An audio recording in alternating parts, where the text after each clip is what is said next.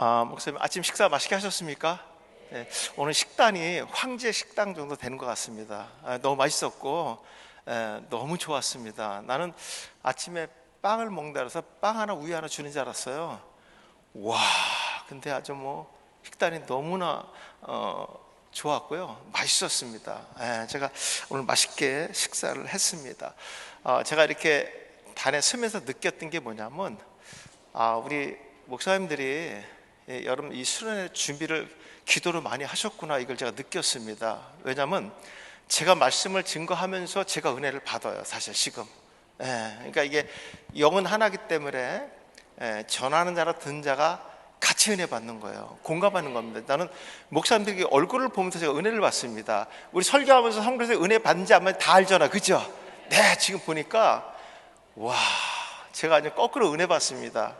너무너무 감사하고, 제가 목사님들에서 박수 한번 쳐드릴게요. 제가 너무 감사합니다. 너무 감사합니다. 성경의 인물들 보면요, 하나님이 이름을 바꿔주세요. 왜 바꿔줬을까? 성도들은 이런 말씀을 듣고 싶어요. 그러면 하나님이 이름을 바꿔줬을 때 하나님의 의도가 있을 거 아니에요, 그죠? 그래서 이 바꿔준 의도를 모든 목회자가 똑같이 말을 해야 되는 겁니다. 다르다는 것은 목회자 자기 생각을 성도한테 전달해 주는 거예요. 그건 안 되는 겁니다, 목사님. 그 말은 뭐냐면, 그런 말씀에 대한 근거는 성경에서 있어야 된다는 거예요. 우리가 알고 있는 야곱이라는 인물이 있잖아요. 그걸 야코프라고 읽습니다. 야코프, 야곱이라는 뜻인데, 야곱의 이름을 이스마엘로 바꾸었잖아요.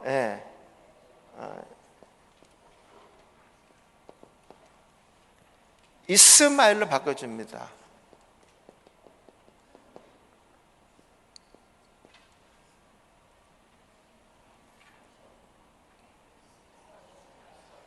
네, 여러분, 이 요드라는 글자는요, 히브리어는 정사각형 안에다가 글씨를 집어넣습니다. 요거는 어디서 왔냐면 법궤를 기준으로, 법궤, 정사각형의 법궤에다가 예를 들어 이 쉰자도 이렇게 씁니다. 이 안에 다 들어가야 돼요. 근데 유일하게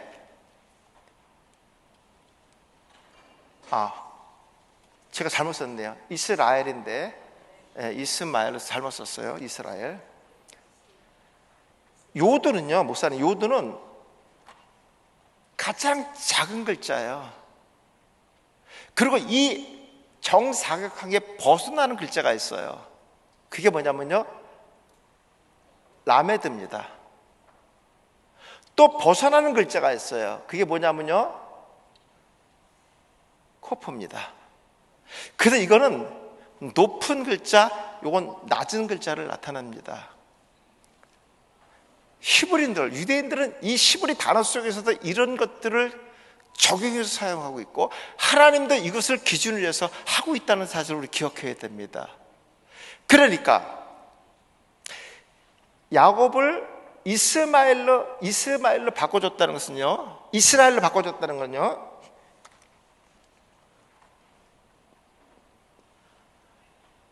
가장 작은 나라지만, 가장 작은 민족이지만 가장 큰 민족을 만들어 주겠다는 거예요. 이걸 야곱이 알았던 거예요. 그래서 야곱을 통해서 12아들이 12지파가 됩니다. 12나라가 됩니다. 12민족이 됩니다. 여러분, 하나님께서 이름을 바꿔줬을 때 의도가 있다는 걸 반드시 알아야 됩니다. 성도들은 이런 말씀을 듣고 싶어요. 우리도 각자의 이름을 갖고 있어요.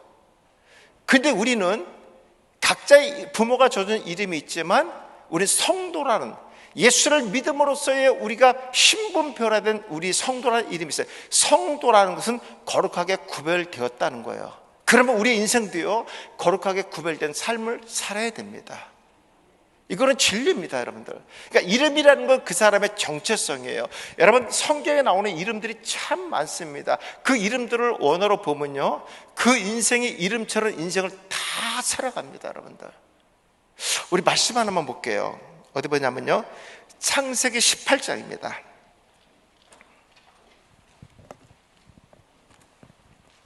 창세기 18장.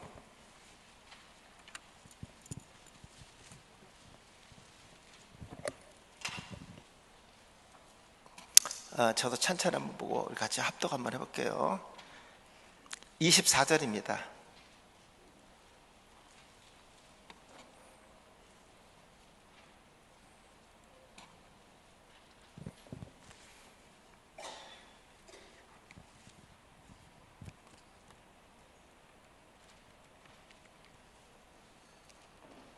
한번 다 같이 읽어볼까요? 시작.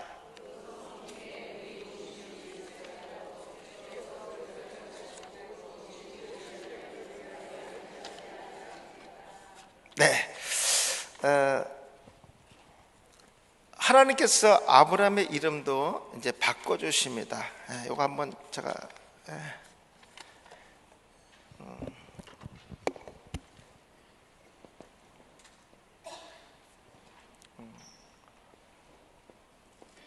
이게 이제 아브람이라고 읽어요. 아브람. 근데 아브라함을 아브라함으로 바꿔줍니다. 여기 뭐가 들어가면 시부지 여기 해가 들어가요. 요거 하나. 그래서 이게 아브라함이 됩니다. 지금 다른 글자가 뭐냐면요, 요 해라는 글자가 들어갔다는 거예요. 이름 속에 시브리어에서. 요 해라는 것은요, 목사님, 이게 소위 말해서 숨구멍이에요. 숨구멍. 그리고 이게 히브리의 5번째 글자입니다. 5번째 글자. 그래서 요거는 계시란 뜻을 갖고 있어요. 계시. 뭔가 하나님의 뜻을 보여준다, 나타난다, 이런 뜻을 갖고 있습니다. 하나님께서 아브라함의 이름을 바꿔주면서 장차 나타날 계시를 가르쳐줍니다. 그게 2가지입니다. 뭐냐면 100세의 아들이 태어날 것을 계시해줍니다. 또 하나는요, 소돔과 고모라가 멸망할 것을 계시합니다. 그때 오늘 읽었던 말씀, 아브라함이 이렇게 해야죠. 하나님, 그 땅에 의인 50명이 있으면 어떻게 하겠습니까? 라고 얘기합니다. 네. 그래, 그러면 50명 있으면 멸망하지 않겠다. 아니요. 45명이면 그래, 들어줄게. 아니 40 들어줄게. 30명, 20명, 10명까지 내려갔습니다. 자, 보세요. 50명, 45명, 40명, 30명, 20명, 10명 6번을 기도했죠. 6번을 기도. 의인 10명만 있으면 멸망하지 않겠다고 하나님 약속하셨어요. 근데 실제로 의인 10명이 없었어요. 보세요. 한 번만 더 하면 안 될까요? 완전수? 왜 아브라함은 의인 10명에서 멈췄을까 하는 겁니다, 목사님. 한 번만 더 하면은 롯과 아내와 2딸과 앞으로 사위될 사람 2사람 있죠? 복음 들었잖아요. 물론 그 2 사이가 비웃었지만 들었잖아요. 복음을 들었다는 것은 하나님께서 의로운 자로 여기는 거거든요. 근데 왜 아브라함은 10명에서 멈췄을까 하는 겁니다, 목사님.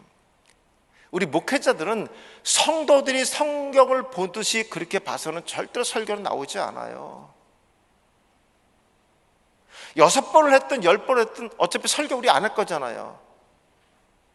왜 의인 10명에서 멈췄냐 하면요, 여러분, 시브린들의 정족수라는 게 있어요. 정족수. 예. 마지막 숫자를 언제부터 10명부터 셉니다. 9명 밑에는 숫자를 세지 않아요. 그게 바로 10명입니다. 이게 정족수예요.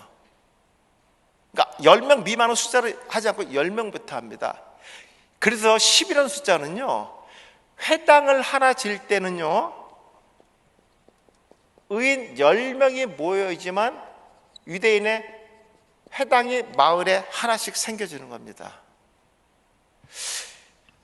우리가 좋든 싫든 목사님과 공부를 하셔야 돼. 이런 것들은 알으셔야 됩니다. 왜 알아야 되냐면요, 예수님도 유대인들이에요. 그리고 예수님 만나서 사역한 것도 전부 유대인들이에요. 그들이 알아들을 수 있는 언어로 사용했다는 거예요. 근데 우린 그들의 언어, 문화 간섭 전부 무시한다? 그런 이해 못하는 거예요, 목사님. 이건 어쩔 수가 없어요. 그리고 신학교에서 이스라엘 역사를 공부했던 것도 그겁니다, 목사님. 제가 이스라엘 장례문화도 말씀드릴 거예요. 장례문화도 말씀드릴 겁니다, 여러분들. 바로 이런 것들입니다. 그러니까 한 번만 더 해도 되는데 6번이라는 숫자, 6이라는 숫자는요, 세상의 숫자를 얘기하고요, 불완전한 숫자를 얘기합니다. 예수님께서 가나 혼인잔치, 첫 번째 기적이 가나 혼인잔치고 마지막 33번째 기적, 승천하기 바로 직전에 했던 기적이 오늘 요한복음 21장에 있는 오른쪽에 그물을 던졌을 때 153마리가 잡혔던 것이 마지막 기적 사건입니다. 첫 번째 기적 사건에서도 예수님께서 그 물동이 6개의 아구의 물을 채우라 했죠. 무슨 왜 6개일까요? 그 정결탕이거든요. 7개 하면 안 돼요? 아니면 큰 정결탕 하나에다 물 받으라면 안 될까요? 왜 6개라 했죠? 여러분, 유대인들이 이 말을 알아들었던 거예요. 6은 불완전한 숫자입니다. 불완전한 6개의 정결탕의 물은요, 아무 의미가 없어요. 거기에 플러스 하나에 누가 예수 그리스도의 능력이 들어갑니다. 그래서 완전한 포도주, 완전한 숫자를 얘기합니다. 그렇다고 하면 목사님, 왜 예수님이 첫 번째 기적을 행할 때 물이 포도주 되는 기적을 했을까요? 민망스럽게. 여러분, 유대인들의 혼인잔치에는 포도주를 사용하지 않아요. 성도 질문하죠. 목사님, 예수님도 포도주 마셨고 포도주 만드셨잖아요. 근데 왜 기독교는 포도주를 못 먹게 하죠? 왜 술을 못 먹게 하죠? 물어보는 사람이 있어요. 여러분, 유대인들의 그 혼인잔치에는요, 포도즙을 사용하는 겁니다. 그래서 이 포도라는 개념은요, 기쁨과 즐거움을 상징하는 거예요. 기쁨과 즐거움. 우리 교재에 그게 나와 있나요?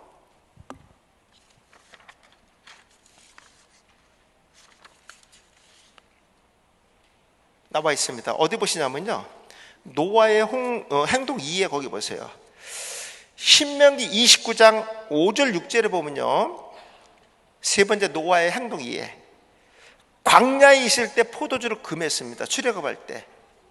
신명기 14장 23절에 보면 약속의 땅에 들어갔을 때 포도주를 마시게 했어요. 왜 그랬을까? 여러분, 히브리인들은 포도가 기쁨과 즐거움을 상징하는 거예요. 왜 그러냐면요, 포도는요, 건기 막바지에 생산이 됩니다.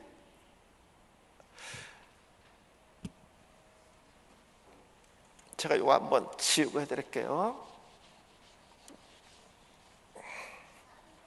성경에는 웅덩이도 나오고 우물도 나옵니다. 히브리인들은 웅덩이와 우물을 전부 상징하는 단어가 세 개, 고난입니다. 고난. 여러분, 요셉이 애굽으로 팔려갈 때 잠깐 어디 들어갔다 나오죠? 웅덩이에 들어갔다 나오죠? 그런 얘기를 왜 했을까? 그러니까 히브리인들이 이 말을 알아들었던 거예요. 웅덩이에 들어갔든지 개천에 빠졌든지 우린 설교 안 해. 하나님이 말씀했는데 그런 말씀을 전부 다 지워버려, 설교 시간에. 그리고 성도들 같이 본문은 합독 같이 해. 근데 오늘도 기도했지만 그런 말은 설교 시간에 안 나와. 뭔가 말씀을 듣고 싶은데 오늘도 성도들 채워지지 않는 마음을 가지고 세상에 떠나갑니다. 기대했지만 여러분, 요셉이 그 이후로 감옥에 갇힙니다. 누명 듣습니다. 그 인생에 고난이 온다는 것을 아셔야 됩니다. 여러분, 모세가 애굽에 나왔을 때 미디안 강나에서 잠깐 기대고 있었던 게 어디죠? 우물이죠. 거기서 누구 만납니까? 십보라 만나죠.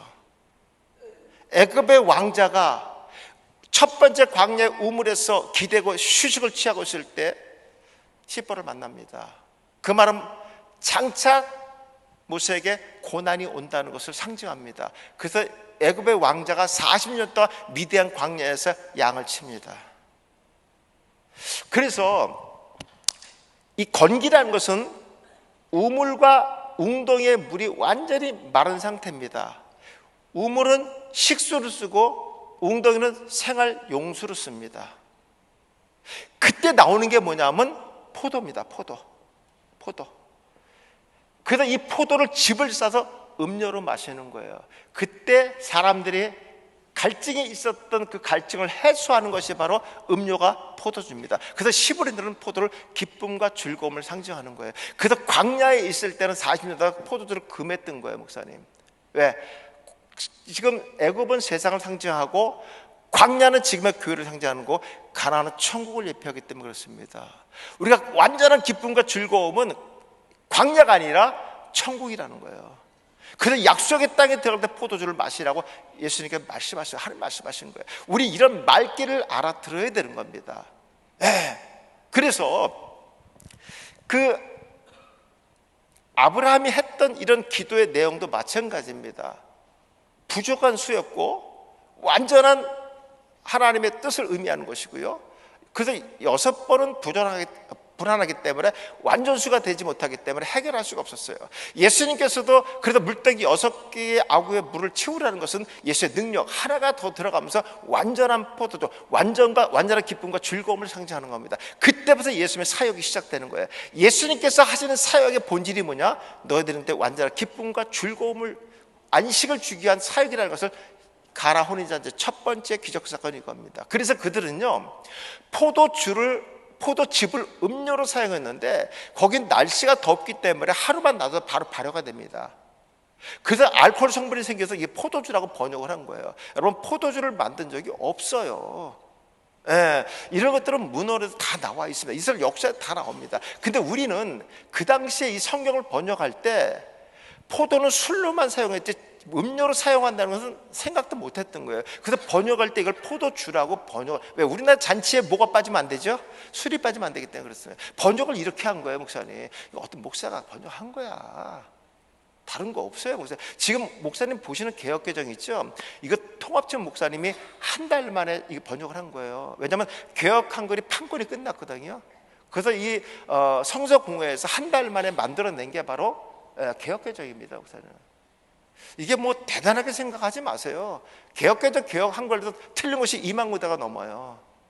그래서 우리가 원어를 공부하는 목적 중에 하나가 바로 이런 것들입니다. 성경에서 이렇게 이름들을 바꿔주는 것은 너무 중요하고요. 사라는 말, 잠깐만요. 이 단어가 지금 생각이 안 나는데, 사라인데 사라이라고 부릅니다. 사라의 이름을. 근데 요들을 빼버리고요, 사라의 이름도 이렇게 바꿔줍니다. 사라로. 아브람과 똑같이 해가 들어가요. 이건 5번째 글자입니다. 숫자 5는요, 기적과 기쁨과 고난을 상징하는 단어입니다. 고난. 여러분, 애를 낳지 못하는 사라의 입장에서는 그 인생이 고난의 인생이었습니다.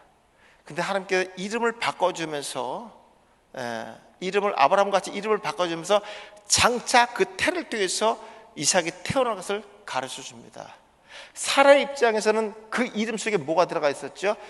하나님의 기적과 기쁨을 이미 계시되었다는 것을 이름 속에서 나왔던 거예요.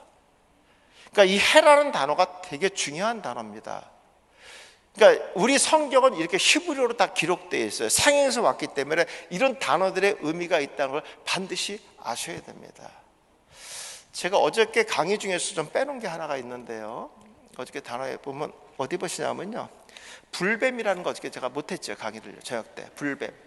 네, 그 앞에 한번 보세요. 어저께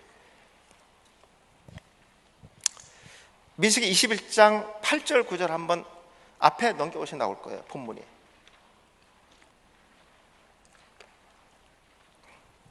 한번 합독해 볼까요? 시작. 여호와께서 모세에게 이르시되 불뱀을 만들어 장대에 매달아 달라.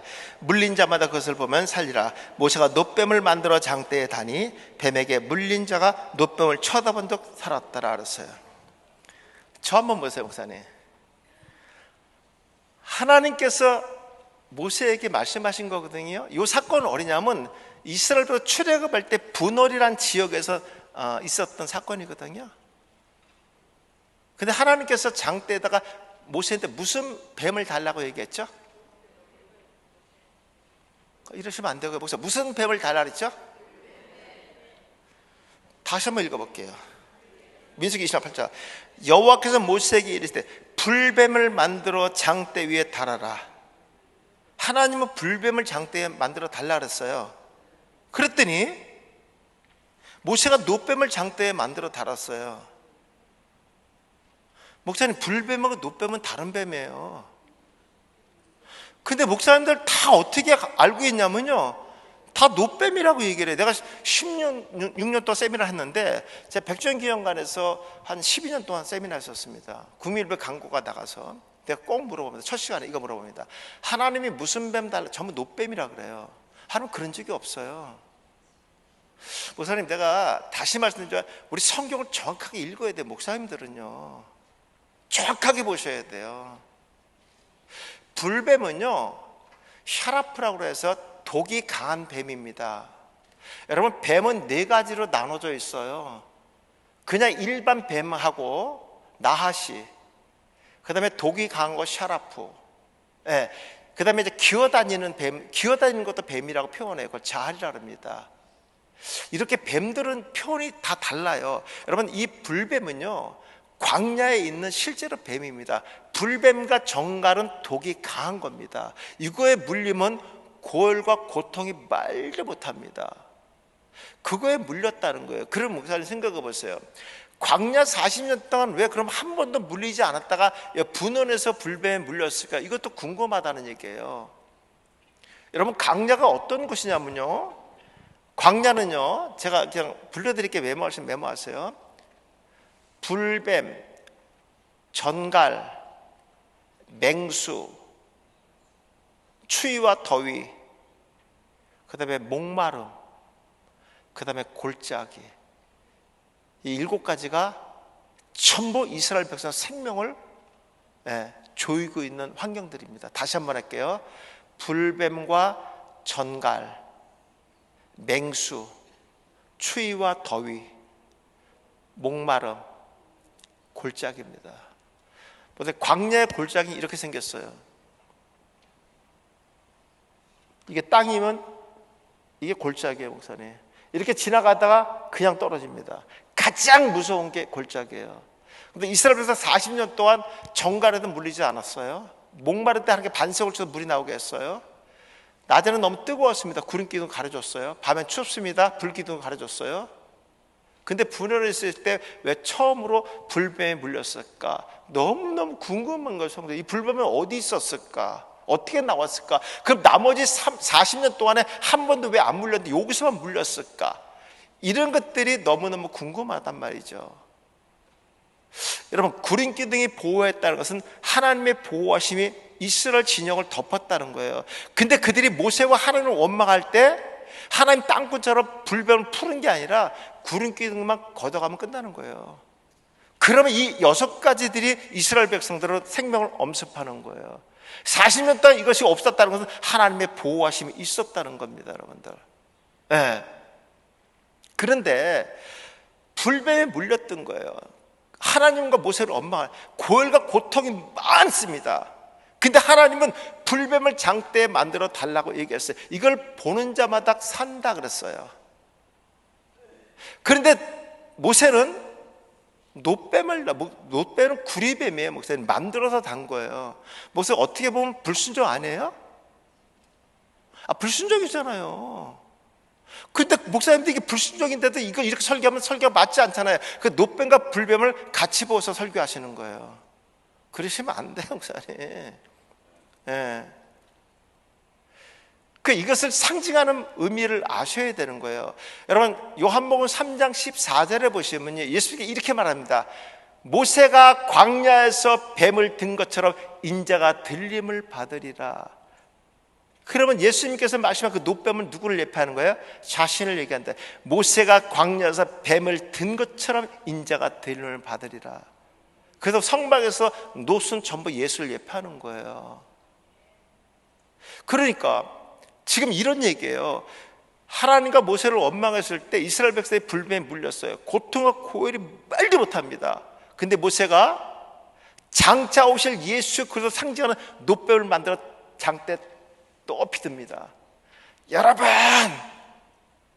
이것을 보는 자마다 삽니다 했을 때 이런 사람도 있어요. 지금 지랄하고 있네. 그 죽은 뱀을 봐서 뭐해? 근데 옆에 사람은요, 그 말을 이거 들었더니 치료가 된 거예요. 이거 들으라는 거예요. 미친놈, 죽은 예수생이 우리나라 신도 아니고 외국 신을 믿어서 뭐해? 그 신을 믿 내 주먹을 믿겠다 하는 사람들도 있었어요, 목사님. 그런 자들은 반드시 죽는다는 거예요. 여러분, 이스라엘 백성들이 광야에서 받았던 게 무엇이죠? 십계명입니다. 율법입니다. 시내산에서 율법하고 같이 준 게 있어요. 뭡니까?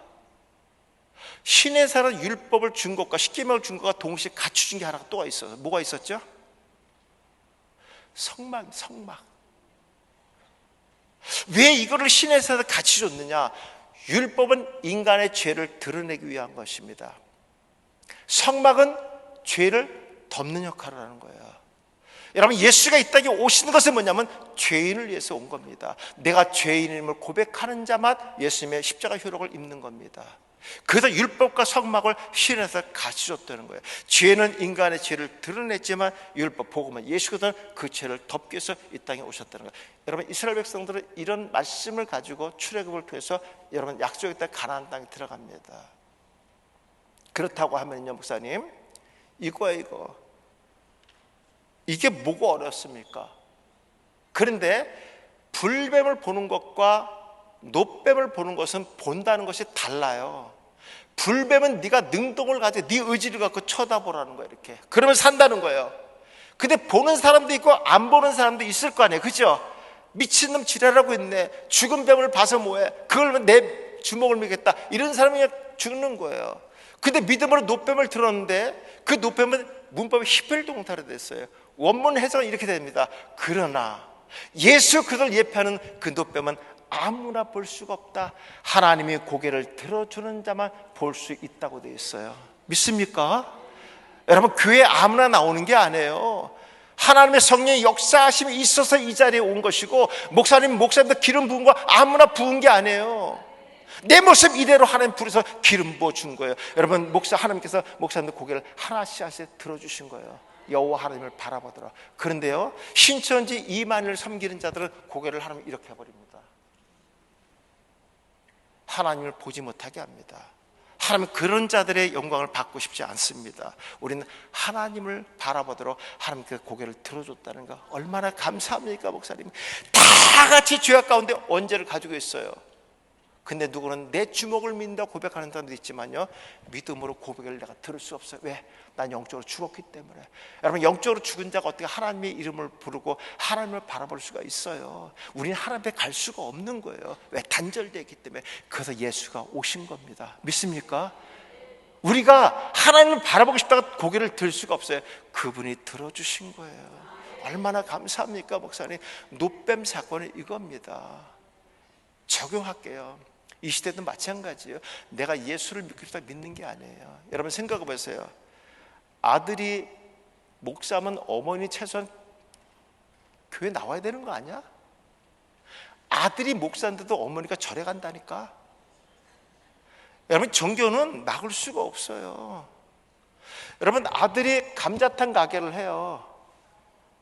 맛도 들을 게 없어. 옆집에 감자탕 너무나 맛있어. 그래도 우리 어머니 이거 먹어야 되는 거 아니야? 자식 거? 여기 간다니까, 이 집 먹으러 간다니까. 아들이 목사면 최소한 교회는 나와야 되는데 절에 간다니까요. 옛날에 우리 어머니가 그랬어. 옛날에 부흥회가 월요일 아침부터 토요일 날 새벽까지 했잖아요. 우리 사모인데 며느리잖아, 둘째 며느리. 야, 아범 언제 집회 가냐? 그 집회 갈 때 우리 집에서 우리 어머니 구태. 우리 서울에서 우리 집 되게 잘 살았거든요. 우리 집에서 그때 구태하면 4일 동안 합니다. 3일 4일 합니다. 그럼 동네 사람 다 와서 아침도 저녁 개새끼들도 와서 먹어. 3일 동안. 그렇게 했던 집이었어요.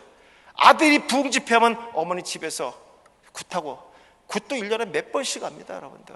그랬던 어머니예요. 근데 어느 날 저희 어머니가 알 수 없는 병에 걸린 거예요. 우리나라 유명하다는 병원 다 다녀봤습니다. 변명이 안 나와요. 시름시름 앓는 거예요. 우리 아버님이 결단을 내립니다. 아들이 목회자들인데 이제 어머니 교회로 보내드리자. 그래서 우리 어머니 오산리 기도원에서 일주일 들어가셨어요. 우리 어머니 거의 반무당이야, 무당. 우리 집에 부족 같은 거 그냥 어마어마했고요. 쌀단지까지 들어가 있고요. 그리고요, 우리 친구들이 저희 집에 와서 잠을 못 자요. 한 번은 몰래 들어왔어. 우리 어머니 몰래. 한주 자고 있는데 일어나래, 나가래. 우리 집은 남들이 들어와서 자면 안 된다는 거야. 그러면 나가면 되잖아요. 소금 갖고 서 또 소금을 뿌려. 미치겠어요. 내가 미치겠어요. 여러분, 우리 부모님은 예수 안 믿어요. 근데 아들이 목사니까 새벽성 옛날에 이렇게 다녔잖아요. 새벽성 이렇게. 내가 중고등부 때 교회 좋아하는 사람이 있었을 것 같아, 없었을 것 같아? 있었지. 그럼 우리 집 앞에 100평이 넘은 땅도 되게 넓었어요. 거기서 옛날에 이제 이렇게 한옥인데 대문이 이렇게 나무로 된 거예요. 여기 열면 그냥 소리 날 정도로 큰 대문입니다. 그러면 우리 아버님은 예수 안 믿지만 그 아들 부모님이기 때문에 거기 새벽성 찬송 부릅니다. 그럼 우리 아버지는요, 물을 밤새서 뜨겁게 물을 데펴놔. 그걸 뜨겁다고 주는 게 그걸 물을 다 뿌려버리는 거야. 음식에다 가라고 말이야. 아들이 목사인데 그때 나는 뒤에서 죽을 맛이야. 죽을 좋아하는 여학생도 저기 있는데 우리 아버지가 그렇게 있는 거야.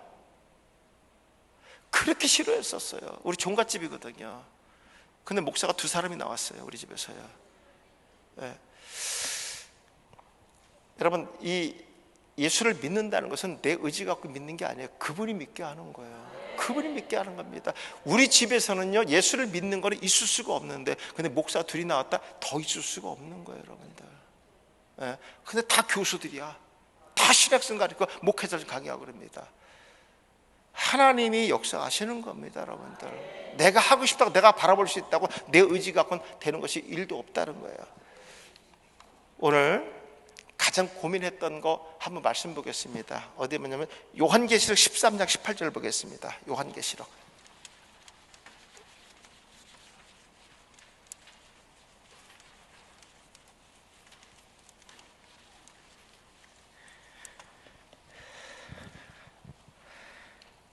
한번 읽어볼까요? 요한계시록 13장 18, 시작. 지혜가 여기 있으니 총명한 자는 그 짐승의 수를 세어보라.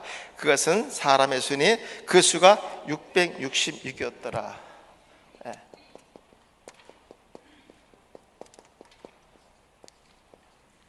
과연 짐승의 수가 666이야. 이 660이 어떤 건가? 왜 숫자를 기록했을까? 뭐 한국교회가 여기까지 오면서 이 660을 푸시는 분들 참 많았어요. 저는 지금 60이 넘었는데 옛날에 초등학교 3학년부터 제가 예수를 믿었어요. 그때부터 들어왔던 그 짐승이 660이 뭐냐면 처음에는 바코드라고 얘기했어요. 바코드. 근데 어느 정도 지나가다가 처음에 저기 신용카드. 그래서 뭐라 그러냐면요, 이제 앞으로 올 세상은 이제 짐승들이 장악을 한다는, 경제를 장악해서 짐승의 표를 받지 않은 물건을 매매할 수 없다, 이렇게 설교를 들었어요. 그러니까 경제 활동을 할 수 없다는 거예요. 그러니까 마트를 가더라도 그런 카드가 없으면 못 한다는 거예요. 근데 지금 시간이 지나가니까 신용카드가 나온 거예요. 근데 우습게도요, 그렇게 설교했던 목사님 자기도 갖고 있어. 그 다음에 설교가 뭘로 바뀌었냐면 바코드로 바뀌었습니다. 짐승의 바코드. 왜냐하면 바코드, 이렇게 바코드 되어 있는 거 있죠? 그 첫 번째 숫자가 6으로 시작합니다. 그래서 바코드라고 또 바뀌었어요. 또 그런 줄 알고 내가 또 신앙생활 했어요. 예. 근데 바코드가 어디에 나오냐면요, 모든 이 상품의 바코드 다 그려져 있죠? 그래서 이렇게 바코드 되면 찡 하고 계산이 되고 그러잖아요. 그죠? 자기들도 사용을 해. 또 바꿔야 되잖아요. 그래서 나온 게 또 베리칩이야. 베리칩 다음에 또 바뀐 거 뭔지 아십니까? 코로나 때 QR코드.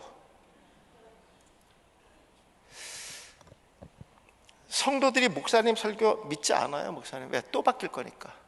목사님 어떻게 진리가 바뀔까요? 진리란 말이 목사님 에메트예요. 에메트. 이게 진리예요. 진리. 예수님가 내가 곧 길이요 진리라 그랬어요. 무슨 이 진리를 국어사전 찾아서 설교하시면 안 되잖아요. 이게 무슨 말이냐면요, 이게 엘로힘의 첫 글자예요. 하나님이라는 뜻이 하나님. 결국 내가 하나님이라는 뜻이에요. 요거는 맴은 멜레크의 첫 글자입니다. 멜레크. 요거는요 왕이란 뜻이에요. 내가 왕. 내가 만왕의 왕이라는 거예요. 그래서 히브리인들 이거 다 이렇게 알고 있어요. 우리 목사님 우리 단어 초성 쓰죠. 초성. 히브리어도 이렇게 씁니다. 목사님. 요게 타미드의 첫 글자예요. 타미드. 타미드라고 읽어요. 타미드. 이게 영원하다는 뜻이에요. 영원하다는 단어가 타미도 있고 올람도 있어요. 올람이라는 것은요, 올람은 이런 뜻입니다, 목사님. 만세전과 만세후, 시작과 끝이 없는 영혼을 낼 때 올람이라고 그러고요. 요거는 십자가에서 죽으시는 그 순간부터 영혼을 얘기하는 걸 타미드라고 합니다. 그러니까 내가 하나님이고 내가 만왕의 왕이고 내가 십자가를 지는 그 순간부터 너희와 함께 할 것이다. 그것이 진리입니다. 그리고 이거는 히브리의 첫 글자, 요건 가운데 글자, 요건 마지막 글자예요. 진리가 뭐냐? 처음과 중간과 끝이 변함이 없는 거. 이게 진리예요, 목사님. 히브리인들이 이런 공부를, 저도 이런 공부를 하고 지금 목회를 하고 있는 거예요. 말귀를 알아들어야 돼. 내가 진리다 했을 때 국어사전 찾아서 올라가는 것은 잘못된 거죠, 목사님. 그래서 짐승의 수가 왜 666이냐? 목사님 665가 되면 될까요, 안 될까요? 안 되잖아요. 왜 성경에 짐승의 수가 반드시 666이라 했으니까. 근데 이게 무엇인가 아직도 한국 교회에서는 풀리지 않았어요. 푸는 거 있으면 가까워 보세요. 그분들 했던 것 과거에 해석 보면 다 바뀌어 왔어요. 변천사가 다 있어요. 없는 사람 없어요. 무슨 저는 이거 전문가예요. 저는 요한계시록을 1장부터 22장까지 있는 내용들을 설교로 56편을 만들어서 바인드로 갖고 있습니다. 여러분들 이런 거 강의합니다. 예수님이 비유를 몇 개 했냐면요, 사복음서에 47개의 비유를 했고요, 히브리서 2개가 있습니다. 49개가 있습니다. 우리가 알고 있는 비유는 다 비유가 아니에요. 반드시 헬러, 파라볼레라는 단어가 들어가야 비유입니다. 제가 오늘 저녁에 소개 한번 해드릴게요. 거기에 엄청난 비밀을 몇 가지 가르쳐 드릴게요. 깜짝 놀라실 거예요. 야, 이걸 내가 알았어야 되는구나, 이런 마음들이 생길 겁니다. 목회자들은 여기까지 가셔야 됩니다. 좋든 싫든 가셔야 됩니다. 성경은 모르는 게 죄라고 얘기했어요. 내가 모른다고 넘어가지 마세요. 내가 나이는 언제부터 따진다 했죠? 80세 이상부터 따지라 그랬어요. 모세보다 어리면 입 다물라 그랬어요. 우린 끝까지 공부할 수 있는 이 나이가 됐고요, 능력도 다 있습니다. 하나님 그것 때문에 부르신 거예요. 내가 노력하지 않는 거예요. 그래서 저도 지금 세미나 끝나면 집에 가면 12시간 있어 책상에 앉아 있어요. 이렇게 하지 않고는요, 두렵고 떨리는 마음 때문에, 하나님의 말씀을 내가 자의적인 해석이 나올까 봐. 제가 전국의 수많은 목회자들 이러면 이 강의를 하는데 그들 앞에서 하나 실수하면 가만 놔주지 않습니다. 정확한 말씀을 정확하게 찾아서 전달하는 게 되게 중요합니다. 그렇다고 하면은, 우선 제가 어저께 강의했었죠. 히브리어 단어는 숫자가 다 있다고 말씀드렸었죠. 이 숫자 660이 나오는 단어가 두 단어가 있어요. 딱 두 단어가 있습니다. 그 단어가요, 세토르란 단어. 세토르. 세투르라고 읽고요. 요거 스트롱 넘버가 있어요. 불러드릴게요. 요거는요 5639번이에요. 5639번. 요걸 스트롱 코드라 그래요. 스트롱 코드. 미국의 스트롱이라는 목사가 히브리에 있는 모든 단어들을 다 번호를 매겨놨어요. 그래서 우리나라에서는 로고스 출판사에 만든 헬라어 히브리 사전이 있어요. 거기 번호로 단어가 있고 뜻이 다 나와 있어요. 이게 숫자로 목사님 싸매기 60이라는 숫자예요. 목사님 혹시라도 오늘 숙소에 들어가셔서 인터넷 검색 히브리 알파벳 숫자 하면 딱 다 나옵니다. 표표가. 내가 여기다 집어넣었어야 되는데 안 집어넣었어요. 깜빡하고. 그럼 다 확인이 될 텐데. 있죠? 있다고 그랬어요. 금방 찾아보시죠. 이 정도예요, 목사님. 우리나라 인터넷 이 능력이 이 정도입니다. 요거는요 400입니다. 400. 요거는 6입니다. 요걸 넷이 200이에요. 요걸 다 하면 66이 나옵니다. 요 뜻은 뭐냐면요, 숨었다. 여러분들과 숨었다. 짐승들은 지금 누구를 얘기하냐면요, 이단들을 얘기하는 거예요. 적그리스도, 그들을 얘기하는 거예요. 여러분, 그러면 만약에 이 짐승의 표가 베리칩이라고 하면요, 우리 선배 목사입니다. 베리칩을 몰랐던 선배 목사님은 이걸 어떻게 했을까요? 설교? 다 거짓말이죠. 다 거짓말이잖아요. 말이 됩니까? 베리칩이 안 나왔으면 어떻게 할 뻔했어요, 목사님? 베리칩은 말 그대로 지금 동물들이나 의료용으로 혈액에다 집어넣는 거 맞아요. 그래서 유튜브 보면 베리칩이 이제 나중에 기독교인들 이걸 거부하면은 회로가 꺼진다는 거야. 거기 다 나와 있어요. 박사들이 그거 얘기를 하고 있는 거예요. 여러분, 우리나라 베리칩이 어떻게 들어왔는지 혹시 유래는 아세요? 네. 그러니까 이런 것들을 확인하고 설교하셔야 돼, 목사님. 남한테 들은 거 하지 마세요. 남한테 들은 게 성경은 아니잖아요. 하나님이 666이라는 숫자도 성경에 다 말씀하셨는데 우리 찾아보면 되는 거거든요. 여러분, 1991년 다미 선교회 이장님 씨라고 들어보셨나요? 시한부 종말론자. 거기에 장만호, 우리 한국식 이름은 장만호고요, 미국식 이름은 장조셉입니다. 인터넷 치면 나와요, 목사님. 이 사람 미국 다미 선교회 지사로 나갔었어요. 근데 이 장조셉이라는, 장만호라는 사람이 미국에서 영구적으로 추방됩니다. 인터넷에 그 사건이 그때 다 나와서 읽어보면요, 그때 가져왔던 게 뭐냐면 미국에서 의료용으로 사용하던 베리칩을 갖고 왔습니다. 이게 짐승의 표로 퍼뜨린 거예요. 그걸 한국의 목사님들이 강단을 지금 하고 있어. 회개하셔야 돼, 목사님들. 남한테 들은 얘기 강조성 하지 마세요. 들을 때도 확인해 보세요, 목사님. 큰일 납니다, 목사님. 내가 모르는 게 죄라 그랬잖아요, 성경에도요. 그래서 감사한 게 회개하세요. 그래도 하나님께서요, 하나님의 백성들 그대로 말씀을 해서 아직도 붙잡고 계시는 게 교회 안 떠난 거예요. 다시 얘기하세요. 여러분, 이 단어가 어근이 있어요, 목사님. 어근이. 히브리어는 다 뿌리가 있습니다. 히브리어는 명사는요, 반드시 동사가 있습니다. 그래서 히브리 민족을 동사 민족이라 해요. 움직이는 사고예요. 하나님께서요, 우리에는 아브라함한테 내가 지시한 땅으로 가는 거야. 이게 히브리 민족입니다. 출애굽 시켜놓으면요, 가나안 땅을 향해서 40년이든 50년이든요 가는 겁니다. 움직이는 사고. 왜? 하나님이 동행하기 때문에. 이것을 동사민족이라, 움직이는 사고라고 합니다. 여러분, 기독교가 바로 움직이는 종교입니다. 가만히 앉아있는 종교가 아니에요. 그래서 예수님도 제자를 둘씩 짝져서 세상으로 보냅니다. 가만히 움직이는 종교가 있어요. 어디죠? 불교. 절간에 올라가서 혼자 수행하대요. 보리산 밑에서. 이게 불교입니다. 기독교는 세상으로 가는 겁니다. 불교는 세상을 떠나는 거, 속세를 떠나는 것이고. 정말 중요합니다. 저도 어렸을 때 그래서 이렇게 생각을 했어요. 마지막 때 하면 짐승의 표를 받지 않은 물건을 매매할 수 없어서 사람이 경제적으로 살아갈 수가 없다는 설교를 제가 들었습니다. 그때 어린 마음에 제가 무슨 생각하냐면, 난 이 다음에 결혼하면 우리 첫 자식 데리고 강원도 두메 산골에 가서 살아야 되겠다. 내가 스스로 농사 져서 신앙 지키려고.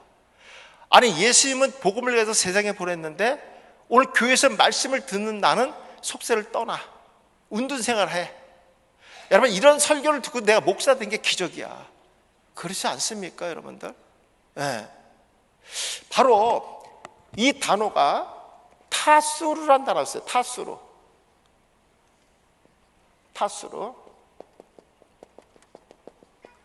요거의 어근이에요, 목사님. 그냥 이런 게 있다고만 생각하세요. 이 단어는요, 고개를 돌렸다, 타락했다는 갖고 있어요. 우리는 앞쪽을 바라봅니다, 목사님. 걸어가서 하나님을 바라봅니다. 근데 신천지 이단이나 하나님의 교회 안사롱, JMS 정명석 같은 이런 소속된 사람은요, 고개를 돌립니다. 고개를 돌립니다. 여러분, 우리 성경에 보시면 롯의 아내가 있었죠. 롯의 아내가 소돔 땅을 나올 때 왜 뒤를 돌아봤을까? 그리고 왜 소금 기둥이 됐을까? 난 이게 너무너무 궁금해요. 나도 궁금한데 성도들은 얼마나 궁금할까? 다른 목사님들이 그걸 설교를 어떻게 했을까? 그것도 궁금합니다, 목사님. 저는요. 네, 답이 없을까? 당연히 있죠, 목사님. 당연히 있죠. 아니, 돌 기둥도 있고 나무 기둥도 있잖아요. 근데 왜 꼭 소금 기둥이 됐을까요? 왜 돌아봤을까요? 대부분 제가 설교하신 분 보니까 이렇게 해석을 했더라고요. 왜 뒤돌아봤을까?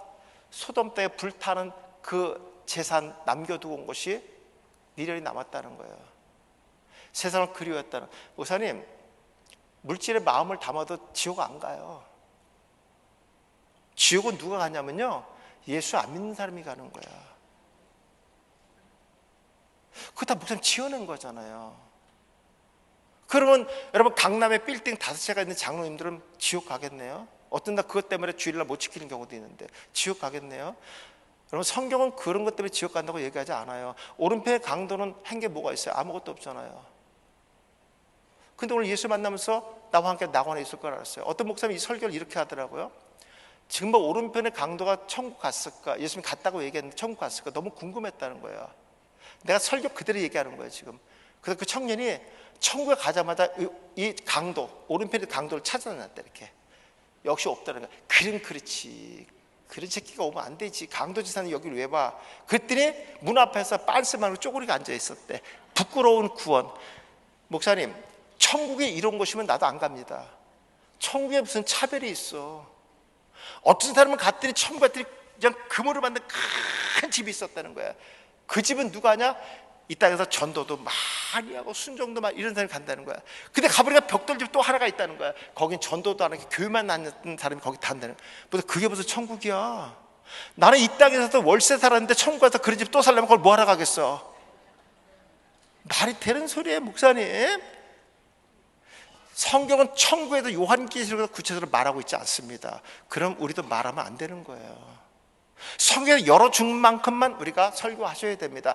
그 이상 더하거나 빼는 것이 죄라고 말씀했습니다. 하지 마세요. 마치 본인이 기도하면서 입술에 천국에 갔다 온 것을 본 그대로 하세요. 여러분, 성령의 역사도 있지만 마귀의 역사도 있다는 걸 기억하셔야 됩니다.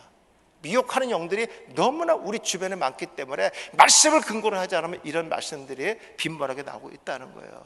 그래서 여러분, 그런 자들은 고개를 돌립니다. 여러분, 하나님께서 소돔 땅을 나올 때에 롯에게 뭐라 하냐면, 너는 그 산을 향해서 가라고 가르쳐 줍니다. 그 산이 하루입니다. 하루. 이 산이라는 단어의 히브리인데 어디서 왔냐면요, 히브리의 산하면 대표산이 3가지 산이 있습니다. 하나가 시온산, 시내산, 헬몬산입니다. 대표적인 산이 시온산을 지칭하는 거예요. 시온산을 향해서, 이게 복음입니다. 시온산이 뭐가 있냐면 예루살렘이 있습니다. 예루살렘 하면 히브리 생각하는 것이 뭐냐면 성전입니다. 그래서 예루살렘 성전을 같이 붙여서 사용합니다. 성전에 있는 게 뭐냐면 법궤입니다. 법궤 안에 있는 것이 두 돌판 복음입니다. 결국 그 산을 향해서 가라는 것은 복음의 말씀을 바라보고 가라는 거예요. 그런데 롯이 고개를 돌렸다는 건 거부의 의사를 나타내는, 그게 사라입니다. 고개를 돌렸다, 거부했다는 거예요. 그래서 소금 기둥이 됩니다. 여러분, 히브리인들 소금의 개념 2가지가 의미가 있습니다. 하나는 뭐냐면 언약의 증표를 했을 때 소금의 의미가 있고, 하나는 저주의 증표가 소금입니다. 아까도 제가 했죠. 친구가 나갔을 때 부정하다고 우리 어머니 소금 뿌린 것처럼 히브리인들은 이 소금은 부정의 의미로 사용했습니다. 결국 롯의 아내는 부정한 여인이라는 뜻입니다. 그래서 소금 기둥이 됐던 거예요. 거부한 자다, 이런 자는 반드시 심판을 받는다는 예표 그림자입니다. 여러분, 마리아가 막달라 마리아라 그러죠. 헬라어에서 이 막달라는 소금에 절인 생선이다라는 뜻이에요. 그러니까 그 막달라 마리아는 막달라라는 지방에 사는데 거기는 소금에 절인 생선들을 생산하는 그런 고장입니다. 그래서요, 여러분, 헬라인들은 어떤 것을 체결한 다음에 반드시 소금에 절인 생선을 같이 먹습니다. 그것이 뭐냐면 계약과 연결이 되어 있기 때문에 그렇습니다. 그래서 이런 것들도 왜 마리아라고 해야 되는데 막달라 마리아라고 했을까 하는 것들이 바로 그런 의미를 갖고 있습니다. 예, 이런 단어들이 되게 중요하고요. 이런 말, 창세기 13장 18절에 보면 창세 이후로 생명체에 기록되지 않는 자들만 짐승에게 절한다 그랬어요. 우리는 다 생명책에 이름이 기록되어 있습니까? 안 되어 있습니까? 되어 있죠. 그러니까 우리 짐승에 절할 이유가 있어요, 없어요? 전혀 없다는 거예요. 목사님, 우린 신천지 이단을 거부한다고 붙여놓지 말고요, 우리 교회는 원어로 설교한다 이 작것들아 이렇게 써놓으세요. 못 들어옵니다, 목사님. 우리는 원어로 설교한다 이 작것들아 이렇게 써놓으면요, 무서워서 못 들어옵니다, 여러분들. 실제로 저한테 공부하는 목사님들이 그렇게 해놨어요. 우리 교회는 오후에 원어 설교합니다. 근데 그 다음 얘기는 안 하겠어요. 오늘 말씀 보면요, 이런 말씀이 나옵니다. 누구든지 짐승의 표를 받지 않는 자들한테, 어디냐면 요한계시록 13장 17절, 누구든지 이 표를 가진 자에게는 매매를 못하게 하나니 이 짐승 이 표는 곧 짐승의 이름이니 그 수라. 목사님, 짐승의 표를 받지 않는 자와 물건을 매매할 수 없다 그랬어요. 그게 무슨 말인지 설명 한번 드릴게요. 이것을 문자적으로 해석해서 목사님들 어떻게 설교했냐면, 이 표를 받지 않으면 경제활동을 못한다, 물건을 사고 팔고 못한다, 이렇게 설교했던 거예요. 이 표는 짐승의 표를 얘기하는 거거든요. 짐승의 표를 받지 않는 자들은 물건을 매매할 수 없다. 우리 짐승의 표 안 받았잖아요, 그죠? 무슨 말이냐면 이런 말입니다. 목사님, 우리 진경 총회장이시니까 목사님이 정통교회 목사님들이세요. 저는 예를 들어 신천지 목사라고 생각해 보세요. 목사님이 내가 아무 신천지 교리를 목사님 설명해도 받아들이겠습니까? 안 받아들이죠. 저는 뭐를 보죠? 이단을 보시죠. 목사님 정통교리를 나한테 얘기한다 그래서 내가 받아들일까요? 신천지 목사인데 내가? 안 받아들이죠. 목사님 저 이단으로 보시죠. 신천지 목사님, 나는 목사님 뭐를 볼 것 같아? 나도 목사님 이단으로 보는 거야. 물건을 매매할 수 없다는 교리적인 사상을 나눌 수가 없다는 걸 얘기하는 거예요. 우리가 암만 신천지 교리를 갖고 있는 자를 복음을 전해도요, 그들은 받아들이지 않습니다. 반대로 그들이 신천지 교리를 나한테 얘기해도 난 받아들이지 않아요. 짐승의 표를 갖지 않은 물건을 매매할 수 없다는 건 교리적인 사상을 나눌 수가 없다는 거예요, 여러분들. 우리가 이것이 원문에 정확하게 나와 있어요. 제가 요한계시록에 기록해놨습니다. 이 단어 그대로 해놨어요. 여러분, 하나님은 절대로 당신의 말씀을 그 자녀에게 주실 때 못 알아듣게 주지 않았어요. 저같이 공부하는 사람이 있어요. 저같이 가서 확인하는 사람도 있어요. 저같이 가서 글로 나온 사람, 책으로 나온 사람이 있다는 거예요. 여러분, 말은 지나가면 끝납니다. 변명할 수도 있어요. 글은 책임을 져야 돼. 글이 나와 있기 때문에. 제가 오늘 목사님 여기 자료에도 마지막 날 오병이와 칠병이의 설교를 해드렸어요. 우리 오병이와 칠병이가 같은 걸로 아는데 천만의 말씀 다 달라요. 지역도 다르고 대상 다 다릅니다. 이런 강의를 들었지만 나는 설교가 안 되는 거예요. 그래서 제가 한번 원어 설교가 어떤 건지를 제가 여기다 써드린 겁니다. 이런 것이 너무나 근거가 중요한 것이고요. 하나만 더 볼게요. 오늘의 제목입니다. 요한복음 21장 6절, 5절하고 6절 한번 볼게요. 누가복음 5장 4절, 말씀을 마치고 시몬에게 이르되 깊은 데로 가서 그물을 내려 고기를 잡아라 이랬어요. 그 다음에 요한복음 21장 6절을 보니까 이르시되 그물을 배 오른편에 던지라 그리하면 잡으리라 하시니 이에 던졌더니 물고기가 많아 그물을 들 수가 없었더라 그랬습니다. 여러분, 갈릴리 바다는요, 여러분, 광풍과 풍랑이 많이, 파도를 많이 칩니다. 그래서 항상 여러분, 그 고기를 잡는 어부들에게는요, 바다가 두려움의 대상이었습니다. 그러다 바다에는 누가 산다고 믿었냐면요, 얌신, 용이 산다고 믿었어요. 그래서 죄를 가지고 있는 사람이 배를 타면은요, 용왕이 노해가지고, 바다에 실인 노해갖고 파도와 강풍을 일으켜서 사람이 죽는다고 봤어요. 그 대표적인 사건이 바로 요나서 사건입니다. 그래서 그 죄를 지은 자를 바다 용왕한테 주면은, 바다 신한테 주면 잔잔해진다고 믿었던 거예요. 그게 요나서의 사건입니다, 여러분들. 그런데 예수님께서 누가복음 5장과 요한복음 21장의 말씀을 보시면요, 첫 번째는 뭐냐면요, 깊은 곳에 그물을 던지라는 거예요. 여러분, 누가복음 5장, 거기 말씀 보시면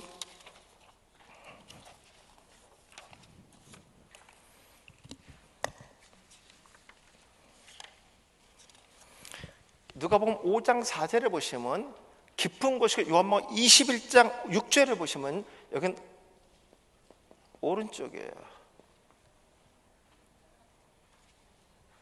누가복음 5장의 사건은 언제냐면요, 부활 전의 사건이에요, 목사님. 요건 부활한 다음의 사건이에요. 부활 후에. 장소는 똑같이 갈릴리 바다고 대상도 예수님과 베드로입니다. 근데 시기가 달랐다는 거예요. 여러분, 베드로 당시에 그물은 우리가 알고 있는 망사 그물이 아니에요. 그 당시에 다 세마포 천을 그물로 사용했습니다.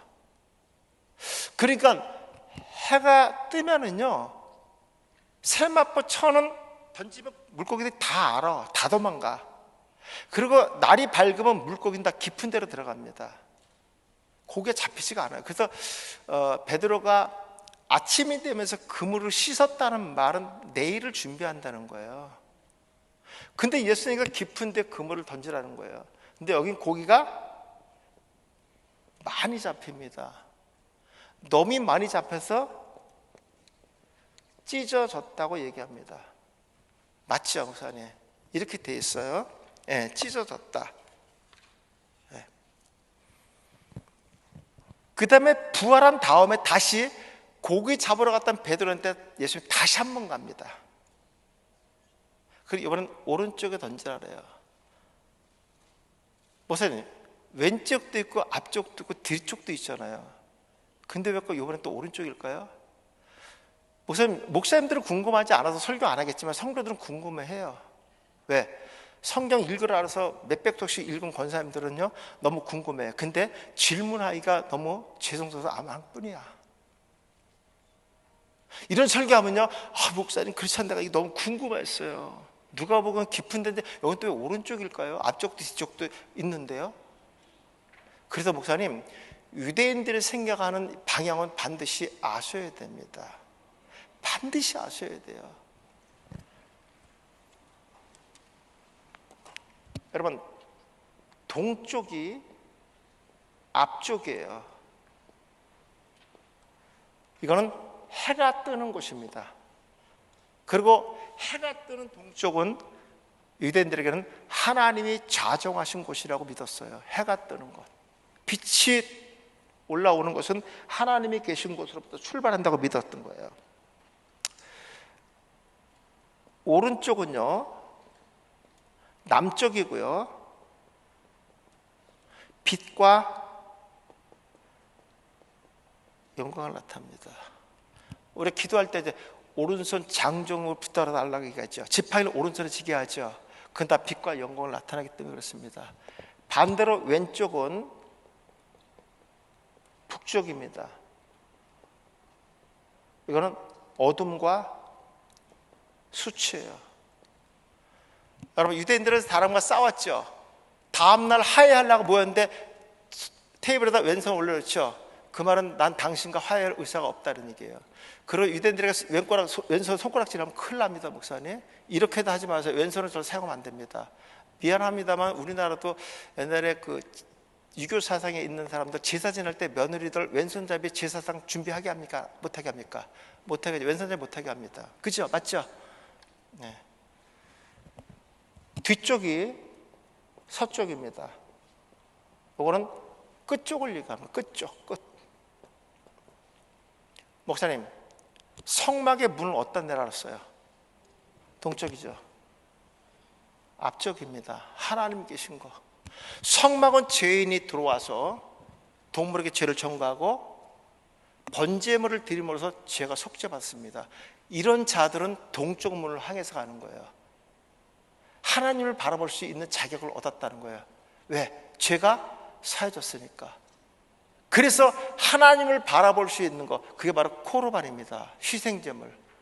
동물이 대신 나에게 희생제물이 됐기 때문에 카라보, 어근이 하나님께 가까이 갈 수 있다, 이런 뜻입니다. 그래서 성막의 문을 동쪽에 내라고 했던 거예요.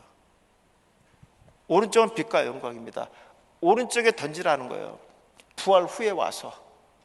이 오른쪽이라는 단어가 히브리어 야민이에요.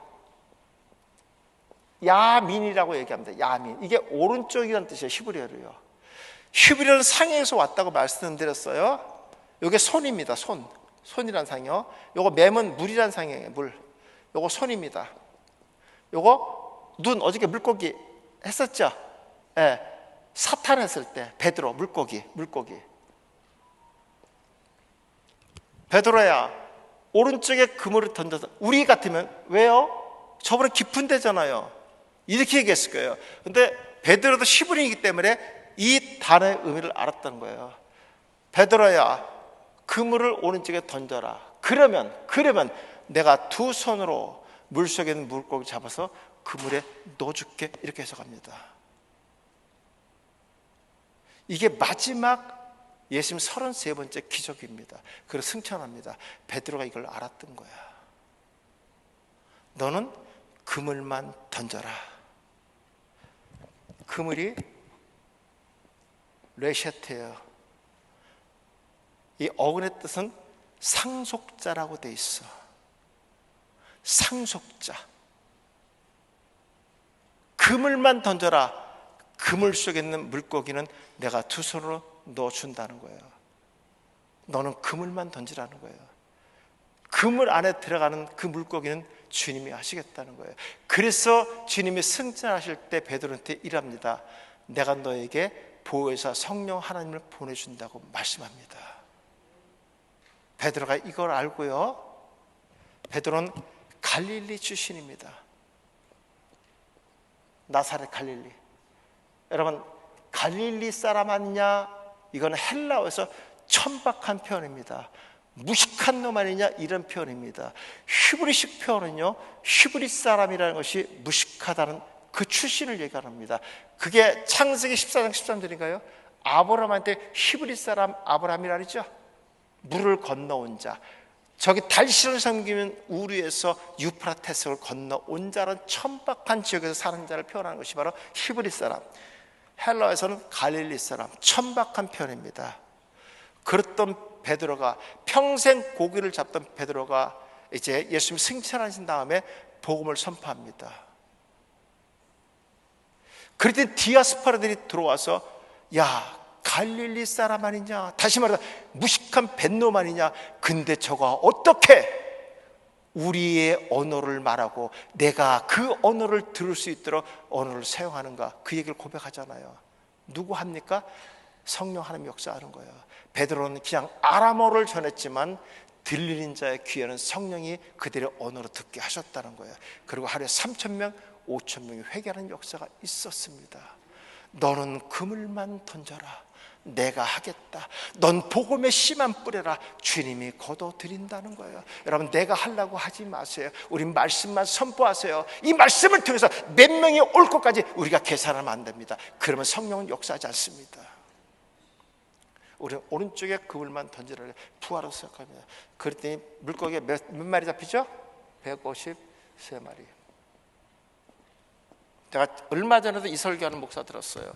이 153마리는요 축복이라는 거예요. 그래서 다 이걸 153 축복이라 그래. 모나미 볼펜. 미치겠어. 들어보셨을 거예요. 하신 분도 계실 거예요. 목사님, 모나미 볼펜을 모르는 방글라데시 목사는 어떻게 설교했을까 이거요? 모나미 볼펜에다 153이라는 그 숫자를 안 썼으면 설교 어떻게 했을까요, 목사님? 기가 막힐 노릇이에요, 목사님. 지금 얼마나 할 말이었으면 모나미 볼펜을 갖다 놓고 153 축복이라고 합니까, 목사님? 제가 성경 숫자가 다 있다 그랬어요. 153이 나오는 단어가 딱 한 단어밖에 없어요. 그게 뭐냐면요, 베니 하 엘로 힘입니다. 요거 숫자 2고요. 요거는 50이고 요거 10입니다. 다 더하면 62가 나와요. 베니는요 아들들 이런 뜻이에요. 하 엘로힘은 그 하나님. 요건 숫자가 5, 1, 30, 요거는 8, 요거는 10, 요거는 40입니다. 요거 다 더하면 90일 나와요. 90일 더하기 62 하면 153이 나옵니다. 그물 속에 있는 153마리는 하나님의 아들들이라는 거예요. 그들이 상속자라는 거예요. 그물이 레셰트, 상속자라고 되어 있어요. 목사님, 오른쪽에 그물을 던져라. 그 오른쪽에 있었던 153마리는요 하나님께 빛과 영광이 되는 자녀들이라는 거예요. 히브리인들은 이걸 알았던 거예요. 목사님, 이걸 알았던 거예요. 근데 놀랍게도요, 여기서는 그물이 찢어지지 않았더라 이렇게 얘기합니다. 여러분, 갈릴리 바다는 요한계시록에서는요 세상을 상징합니다.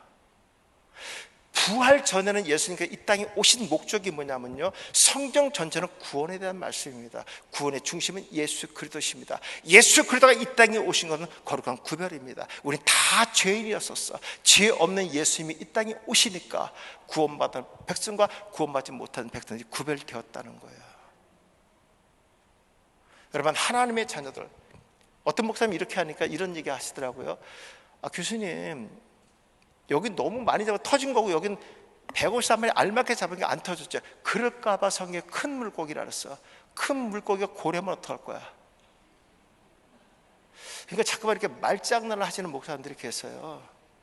구속사가 열리면 그런 말 못합니다, 목사님. 근데 여기는 찢어지지 않았다는 거예요. 다시 말해서요, 부활 전에 예수께 초림으로 오셨을 때는요, 그물 안에 있는 상속자와 그물 밖에 세상으로 가야 될 사람들을 구별했다는 거예요. 찢어졌다는 건 스키조인데 분리시켰다는 뜻이에요. 예수님께서 이 땅에 초림으로 오신 것은 구원받은 백성과 구원받지 못할 백성들을 십자가에서 분리시켰다는 거예요. 그리고 다시 십자가에 죽으셔 부활한 다음에는 다시 오른쪽에 그물을 던질 때 153면은 하나님의 자녀들이, 예수께 부활한 것은요 하나님의 자녀만, 생명체에 기록되어 있는 그들을 위해서 부활하셨다는 사실을 암시합니다.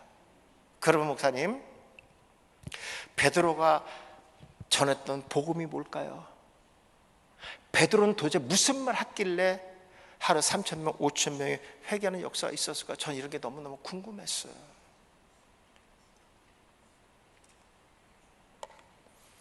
땅끝까지를 복음의 증인이 되는 거예요. 증인은 자기가 본 사실만 얘기해야 됩니다. 다른 얘기하면 안 돼요. 그럼 목사님, 베드로가 본 증거가 뭘까요? 이겁니다. 나는 그가 죽은 것을 보았다. 그리고 그가 부활한 것을 보았다. 목사님, 이게 복음이에요. 이게 복음이에요. 그럼 우린 뭐라고 얘기합니까? 나는 그가 죽고 3일 만에 부활한 것을 나는 믿는다. 이게 복음이에요, 목사님. 우리는 안 봤잖아요. 안 봤잖아요. 그렇지만 성경에 그가 죽으셨고 3일 만에 부활했다고 말씀하신다. 나는 그거를 믿는다. 이게 복음입니다. 무슨 복음은요, 예수의 탄생, 죽음, 부활, 승천, 요 시험 문제에 나옵니다, 목사님. 5개만 복음이에요. 다른 건 다 다른 복음이에요. 하지 마세요. 하늘에서 내려온 천사일지라도 다른 복음을 전하면 저주받는다 그랬어. 목사님, 이 강대상에 목사님 세우신 것은요, 예수님 자랑하고 예수님 소유하라고 세운 거예요. 목사님 생각, 목사님 얘기하라고 세운 게 아니에요. 만담하는 자료가 아니라고요, 목사님. 생명을 살리기 위해서는 예수가 죽었다, 그가 부활했다, 이거는요 예수님의 제자까지의 사역이고 다 이루었어요. 이것은 유대인들을 초림으로 오셔서 예수님 사용했어요. 예수님 사역 복음 하나만 남았어요. 그게 뭘까요? 재림만 남았습니다. 재림은 누구에서 남겨준 것 같아요? 바로 이방인들입니다. 우리들입니다. 그가 십자가에 죽으셨다, 그리고 그가 부활하셨다, 그리고 이 시대에 그가 다시 오신다. 이게 복음이에요, 목사님. 지금 우리는요 예수님의 재림을 설교하셔야 됩니다. 근데 한국교회 예수님의 재림을 설교하지 않습니다. 회개라는 설교 하지 않습니다. 왜냐면요, 성도들이 지금 이제 먹고 살 만큼 있는데 주님 오시면 안 되잖아. 좀 쓰고 죽어야지. 이런 생각을 갖고 있는 사람들이 많다는 거예요. 여러분, 정말 우리 마지막 때가 됐어요. 예수님의 복음, 예수가 부활한다, 예수가 승천한다, 예수가 재림한다. 반드시 목사님은 강대사에서 예수님의 재림 설교 하셔야 됩니다. 왜냐하면 지금 노아 때와 같으니까. 노아는 방주를 지어라 사람들이 믿지 않았어요. 비가 온 적이 없으니까. 주님이 구름 타고 반드시 재림합니다. 죽은 건 다 알아요. 근데 그가 다시 또 이 땅에 온다고 믿지 않지요. 근데 믿는 사람들이 이렇게 있다는 거예요. 예수님이 이런 자들을 위해서, 이런 여러분들을 위해서 이 땅에 다시 오십니다. 오늘 이것이 복음입니다. 목사님, 이거 외에 어떤 얘기를 하실 건데요? 이거 말고 무슨 얘기를 준비하기 위해서 밤새도록 고민하십니까, 목사님? 어떤 얘기를 해야 되는데요? 웃기는 얘기예요? 사람 듣기 좋은 얘기요? 그거는 교회에서 안 하셔도 괜찮아요, 목사님. 사랑방에 하셔도 괜찮습니다. 우리 교회는요, 예수님만 자랑해야 됩니다. 예수님만 소개해야 됩니다. 이것이 본질입니다, 여러분들. 요한복음 8장 32절 한번 보겠습니다.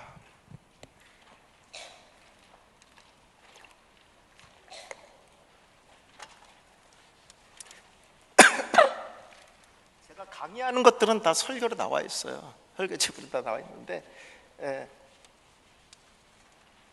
한번 읽어볼까요? 시작.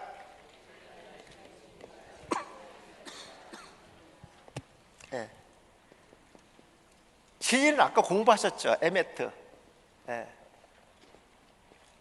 진리를 알지. 진리가 널 자유케 한대. 그래서 이 자유케 한다는 게 무슨 말인가 저는 너무 궁금했어요. 제가 신앙생활 하면서 저도 성도일 때가 있잖아요. 저는 제가 81학번입니다. 지금 63세인데 그때 당시에는 대학 떨어지면 신학교 가는 시대였었어요. 그때는 대학교 떨어졌다, 신학교 갔다, 대학 떨어진 거야. 다 그랬어요, 우리 친구들은 다. 근데 저 그게 너무 꼴보기 싫었어. 그래서 저는 일반 대학 갔습니다. 경영학 갔습니다. 그리고 일반 대학 마치고 대학원에서 인사관리 전공을 했어요. 일부러. 난 목사가 되려고. 그래서 목사 리더십에 대해 논문 썼습니다. 일반 대학에서, 경영학에서. 그런데 신앙생활 하면서 성경 말씀 궁금한 게 너무나 많았어요. 근데 풀려지지가 않더라고요. 저 우리 아내도 이런 말씀 때문에 신학교를 가게 됐어요. 신학교. 너무 답답하니까. 성경 공부 하는 데도 없고. 그래서 신학교에서 공부를 하고 왔어요. 근데도 채워지지 않는 거예요. 물론 자유케 한다는 것은 국어사전 찾으면 안 되잖아요. 헬라어입니다. 근데 히브리어를 보셔야지만 해석이 됩니다. 그걸 히브리적 사고라 그래요. 자유케 한다는 게 호르벤이라는 뜻이에요. 호르벤. 벤은 많이 들어보셨을 거예요. 벤. 벤이란 단어는요, 아들이란 뜻이에요. 아들. 호르는요, 귀족이란 뜻이에요. 귀족. 그러니까 진리를 알지니, 그러니까 진리신 예수 그리스도를 아는 자들을 통해서 귀족의 자녀가 된다는 뜻이에요. 진리를 알지니, 진리가 너희를 자유케 한다는 것은 진리신 예수 그리스도가 나를 귀족의 아들로 세워줬다, 이런 뜻이에요. 여러분, 귀족이라는 것은 목사님 처음부터 귀족이었던 거예요. 근데 정체성을 잃고 살았어요. 여러분, 쌍것이 귀족이 될 수 없어요. 천민이 귀족이 될 수 없습니다. 귀족은 처음부터 귀족인데 혈통으로 내려오기 때문에 그렇습니다. 여러분, 우리 왕 중에서 철종 임금 아시죠? 철종 임금. 철종 임금은 자기 부모들이 유배생, 강화도에서 유배돼서 부모가 다 돌아가시고, 우리 연속국도 옛날에 있었어요. 혼자 머슴처럼 나무를 하고 바가지에다 밥을 먹고 이랬던 사람이에요. 근데 어느 순간에 왕궁에서 사람이 찾아왔어요. 자기 부모들이 없기 때문에 자기 정체성을 모르고 그냥 머슴처럼 종놈처럼 살았던 거예요. 철종이요. 근데 왕궁에서 나와서 철종이 왕족이라는 것을 가르쳐 줍니다. 그리고 철종이 궁 안으로 들어옵니다. 바로 왕이 되지 않습니다. 왕가의 법도를 배우고 철종 임금이 즉위합니다. 누군가가 철종에게 왕족이라는 것을 가르쳐주지 않았으면 저는 평생 머슴처럼 살았을 거예요. 누가 왕족으로 불러주지 않았으면 머슴처럼 살았을 거예요. 우리도 마찬가지로 진리신 예수 그리스도가 우리가 자유케 해주지, 귀족의 자녀로 회복시켜주지 않았으면요, 우린 사탄 마귀의 머슴처럼 살았을 겁니다. 맞죠? 근데 진리신 예수가 우리를 자유케 했다, 우리를 귀족의 자녀로 회복시켜줬다는 거예요. 여러분, 귀족들은 인사하는 게 달라요. 귀족들은요, 이렇게 인사합니다. 어이! 쌍것들입니다. 어이가 뭐야, 어이가? 제가 보니까 우리 목사님들은 식사하는데 줄을 다 쓰더라고. 이거 쌍것들이야. 귀족 아니야. 이거 천민들이야. 귀족들은 목사님 먼저 가세요, 먼저 가세요. 천국은 양보하면 안 됐지만 이게 귀족입니다. 목사님, 매너를 지킬 줄 아는 거, 남보다 내가 양보하는 거, 귀족들입니다.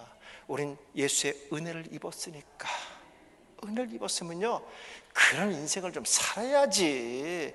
교회 와서도 자기 승질 다 나는 신학교에서 승질내고 쌈박질하면 바로 퇴학이에요. 전 바로 퇴학입니다. 아직 안 됐거든요.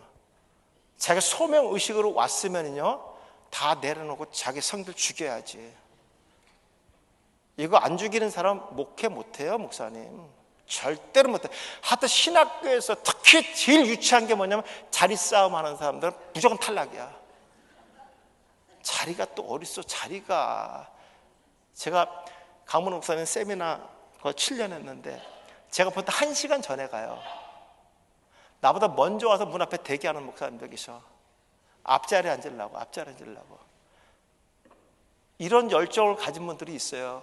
그럼 이제 1시간 전에 나도 멀뚱멀뚱 앉아있어. 그럼 뭐해? 일찍 왔는데. 그래서 이제 제가 몇 가지도 이렇게 강의를 해줘요. 그럼 한 20분째 오는 사람이 보니까 강사님 강의하는 거 빨리 오세요. 앉는 거야. 언제부터 시작했어? 이 양반들이 어떤 생각하냐면 약 오른 거야. 먼저 와서 자기가 듣지 못한 걸 좀 더 들었다고. 이거 갖고도 난리를 치네. 왜 이 사람들한테 먼저 강의를 해주냐는 거야. 그 다음부터 안 합니다. 10시까지 기다리는 거야. 그냥 마냥 앉아있는 거야. 여러분, 의리는 이런 것 때문에 싸움에서는 안 돼요. 사소한 것들. 왜? 우리가 뭐기 때문에? 귀족 되기 싫어요. 다시 하게. 우리가 누구이기 때문에? 귀족이기 때문에. 여러분들, 진리신 예수가 나를 귀족으로 만들어뒀다는 거예요. 왜 귀족이냐면요, 아버지가 왕이잖아. 여러분, 아이들 찬양이 이거 있어요. 왕왕왕왕 나는 왕자다, 하나님 나라에 나는 왕자다. 여자들 공공공공 나는 공주다, 하나님 나라에 나는 공. 애들은 다 왕자 공주라는데 어른들만 죄야, 아직도 죄인이야. 그만하세요. 그만 좀 이제 제발 좀. 예수님이 2000 전에 우리 귀족으로 회복시켜 줬는데 귀족답게 좀 살아. 여기 이거 뻘겋고 좀 발라 좀 이것 좀. 여기도 좀 발라 멋지게 번쩍번쩍 하는 것 좀 하고 다니세요. 귀족처럼.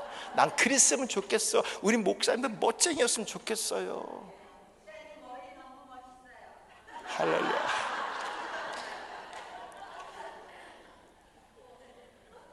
하나님이 나를 귀족으로 불러주면 우리 귀족이 된 겁니다. 비록 내가 귀족이 아닐지라도 그분이 나를 그렇게 불러주시면요, 하나님 감사합니다. 귀족처럼 살아가는 거예요. 귀족은요, 정말 자격을 갖추는 것이 상당히 중요합니다. 품위를 지키는 것이 너무너무 중요합니다. 우리 목사님들은 말씀의 품위가 있기를 축복합니다. 우리 마태복음 1장 23절 한번 읽어볼까요?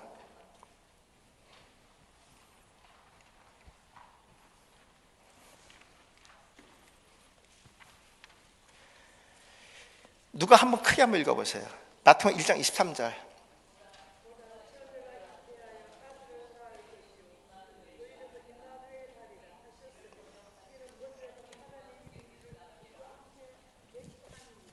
네, 잠깐만요.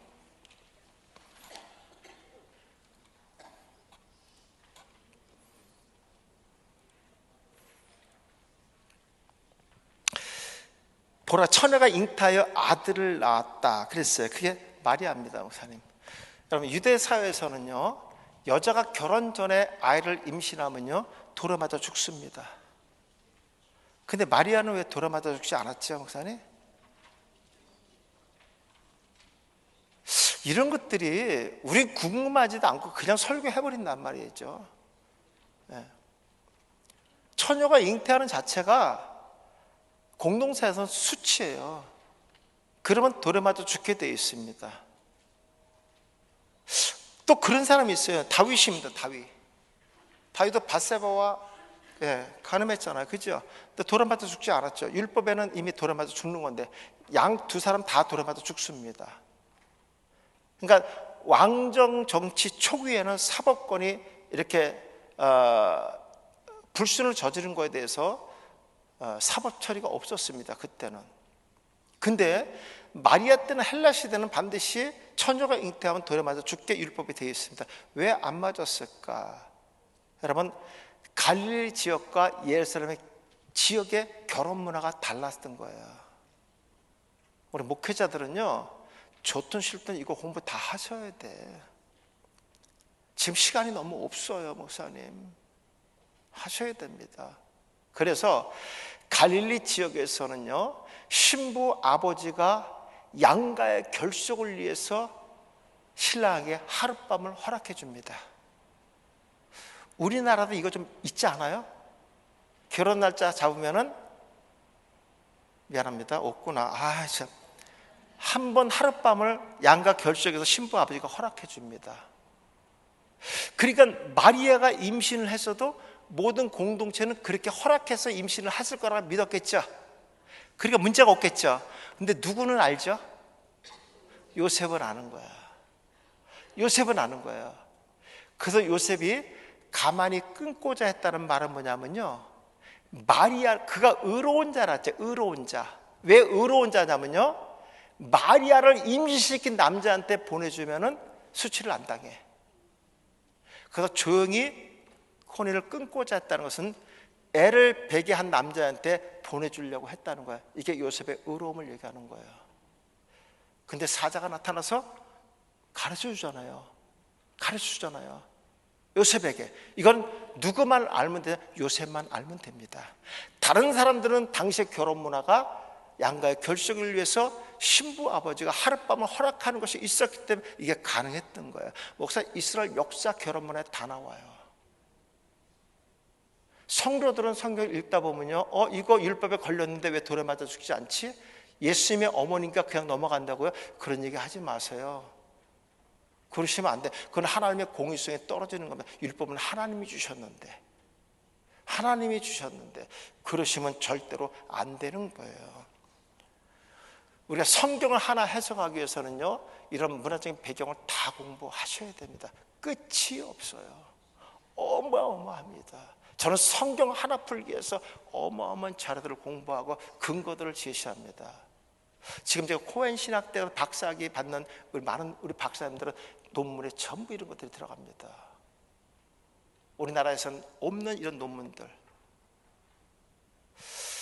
여러분, 이스라엘 백성들 출애굽할 때 시내산에서 금송아지 우상을 만들었을 때 하나님께서 이렇게 말씀합니다. 나는 너희들과 함께하지 않겠다, 이런 말합니다. 여러분, 하나님이 함께하지 않는 광야는요, 곧 죽음을 상징합니다. 그때 모세가 출애굽기 32장 32절 이렇게 말합니다. 볼까요?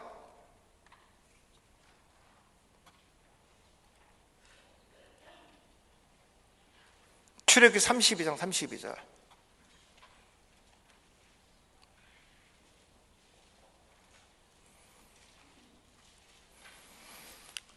그리에 합의하시면 이제 그의 죄를 사하여 주옵소서. 이스라엘 백성들, 그렇지 않사오면 원컨대 주의 거룩한 책에서 내 이름을 지어달라고 얘기합니다. 그랬더니 그 다음날 구름기둥이 그대로 옮겨갑니다. 그러면 어쨌든 모세의 이름이 책에서 지어졌어요. 그죠? 그래서 그 책이 어떤 책이에요? 목사님, 이거 설교하신 분 계실 것 같은데, 여기서 그 책이 어떤 책이라고 설교하셨나요? 눈치 빠르신 분들은 대답 안 하는 게 좋아. 내가 지금 뻔한 답이 나올 거 알고 그걸 물어보니까 주석에 전부 생명책이라고 해놨어요. 목사님, 큰일 납니다. 목사님, 큰일 납니다. 계시록에 보면 생명책과 죄의 책은 구분되어 있어요. 여긴 그냥 책이에요. 원문에서 이게 뭘로 되어 있냐면요, 상급의 책이라고 되어 있어요. 상급의 책. 우리 옛날 우리 선배 목사님들 부흥사들이 그런 말을 많이 했죠. 천국에 가면 상급을 받는데 전도 많이 하고 신앙생활 잘하는 사람은 무슨 면류관 받는다 그랬죠? 금면류관. 그 다음에 조금 못한 사람은 무슨 면류관? 은면류관. 그 다음에 이제 교회만 다녔던 사람이 받는 면류관은 어떤 면류관? 이 정도 알면 신앙생활 한 40년 이상 한 사람들이야. 그때는 개털 면류관이었어요. 그렇죠? 들어보셨죠? 들어보셨죠? 목사님 이렇게 지원해도 은혜 받아. 천국은 차별이 없는데 거기 가서 개털 면류관 받으려고 천국 가냐고요. 참 이래도 은혜 받은 게 기적이야 진짜. 막 부흥사들이 막 지어낸 거야. 성계 개털 면류관이 어디 있어? 막 지어내는 거야 그냥. 여러분, 면류관은 승리의 면류관을 얘기하는 거예요. 마지막 승리한 자가 이 면류관, 황금 면류관 씌워주는 거, 그걸 얘기하는 거예요. 목사님, 승리의 면류관을 얘기하는 거예요. 여러분, 이거 생명의 책이 아니라 여러분 상급의 책입니다. 상급을 받을 것을 포기했다는 뜻이에요. 여기 말고 말라기에도 나옵니다. 목사님, 언어에서는 그것이 그냥 책이라는 것은 전부 상급의 책으로 되어 있어요. 여러분, 우리도 상급을 받습니까? 안 받습니까? 우리도 받죠. 상급은 목사님 구원받은 백성들에게만 주는 거야. 그 상급의 기준은 뭐냐면 성화를 통해서 이루어지는 겁니다. 성화를 통해서 이루어지는 거예요. 우리가 얼마만큼 말씀대로 살아갔느냐. 오늘 오후가 바로 그 성화의 과정들, 이스라엘 지난 40년 속에서 거기에 들어가 있습니다. 그러니까 이런 원문들을 보시면 정확한 하나님의 의도들이 기록되어 있다는 것을 알 수가 있습니다. 하나만 더 볼게요. 목사님, 이제 1시간 반 했거든요. 그냥 연속으로 2시간 해도 괜찮죠? 혹시 화장실 갔다 오고 싶으면 갔다 오셔야 됩니다. 말씀을 너무 듣다 보면 화장실 가는 것도 잊어버려. 희한하게. 하여튼 그렇습니다. 자, 마태복음 18장 21절 22절 볼게요. 마태복음 8장.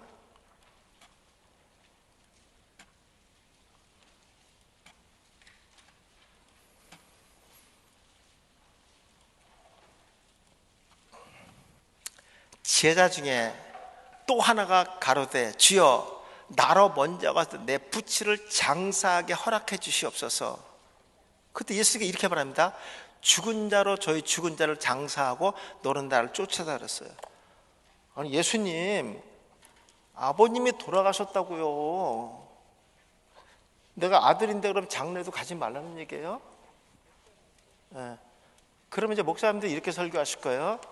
우리가 사람의 죽은 자보다 더 중요한 것은 복음을 저 생명을 살리는 것이 더 중요하다 이렇게 할 거예요. 그런 억지는 하지 마세요. 목사님, 그런 억지는 설교를 하지 마세요. 말도 안 되는 소리예요. 목사님, 우리는 유대인 제자와 예수님의 대화의 이 분위기를 아셔야 돼요. 여러분, 유대인들의 장례는 1차 장례와 2차 장례가 있어요. 정말 공부할 거 너무 많아. 진짜로 너무 많아. 이런 거 모르면 해석이 안 돼요. 내가 어떤 목사님이 설교하는 걸 들어봤어요. 자기 사모님, 아버님 돌아가셨는데 주일날 돌아가셨다는 거야. 그 사모가 잠깐 어디 갔다 온다고 그러게 갔다는 거야. 장례 끝날까지 안 알렸다는 거야. 이게 이 말씀을 갖고 한 교수가 설교하는데 내가 기가 찼었어요. 목사님, 원래 히브리인데 1차 장례를 치를 때는요 반드시 당일날 해가 지기 전에 장례를 치러야 됩니다. 여러분, 아리마대 요셉의 무덤이 어디 있는지 혹시 아세요? 어디 있었는지 아세요? 아리마대 요셉의 무덤을 거기에 두셨다고 했을 때 거기가 어디냐면요 골고다입니다. 모리아산입니다. 마태는 아리마대 요셉이 부자라고 얘기합니다. 왜 이런 말을 하고 있을까 하는 거예요. 목사님, 여러분, 당시에 이 이스라엘 백성들의, 유대인들의 장래 매장지가 어디냐면 하나는요 굴이고요. 이건 자연굴도 통합니다. 그다음에 하나가 평토장입니다. 평토장. 굴은 부자들의 무덤이고요. 평토장은 가난한 자의 무덤입니다. 다 평토장은 광야입니다. 목사님, 광야. 성주순례 가보면 차 다니다가 보면 이렇게 십자가 하나 꽂아놓은 거 보실 거예요. 예, 그거 다 평토장입니다. 보통 사람이 죽으면 당일날 30에서 50cm 정도 파서 사람을 묻습니다. 너무 얕게 묻죠? 이유가 있어요. 13세가 됐을 때에 옷단수를 달면서 그때부터 죽을 때까지 613개의 율법을 지켜야 되는 거예요. 죽을 때까지 못 지킵니다.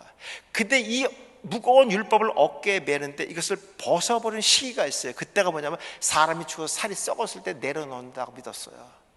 그래서 빨리 살이 썩어야 되기 때문에 사람을 묻을 때 30에서 50cm에다 묻어서 하루 만에 이것이 금방 부패합니다. 그런 광야는 뭐가 아까 내가 많다 그랬죠? 맹수들, 사람 썩은 냄새가 나죠. 밤에 이걸 파헤칩니다. 그래서 뼈가 광야에 줄비한 거야.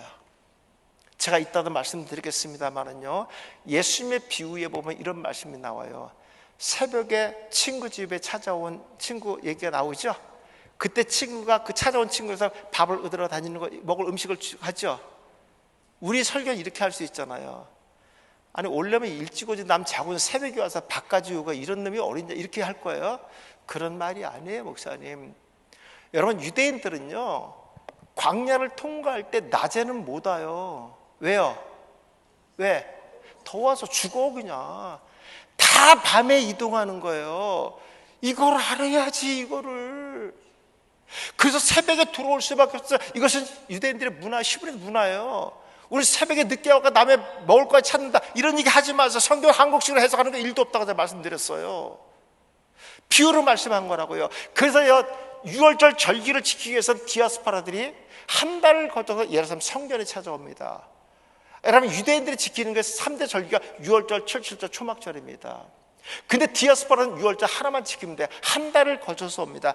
다 낮에 온다 그랬어요? 밤에 이동한다 그랬어요? 밤에.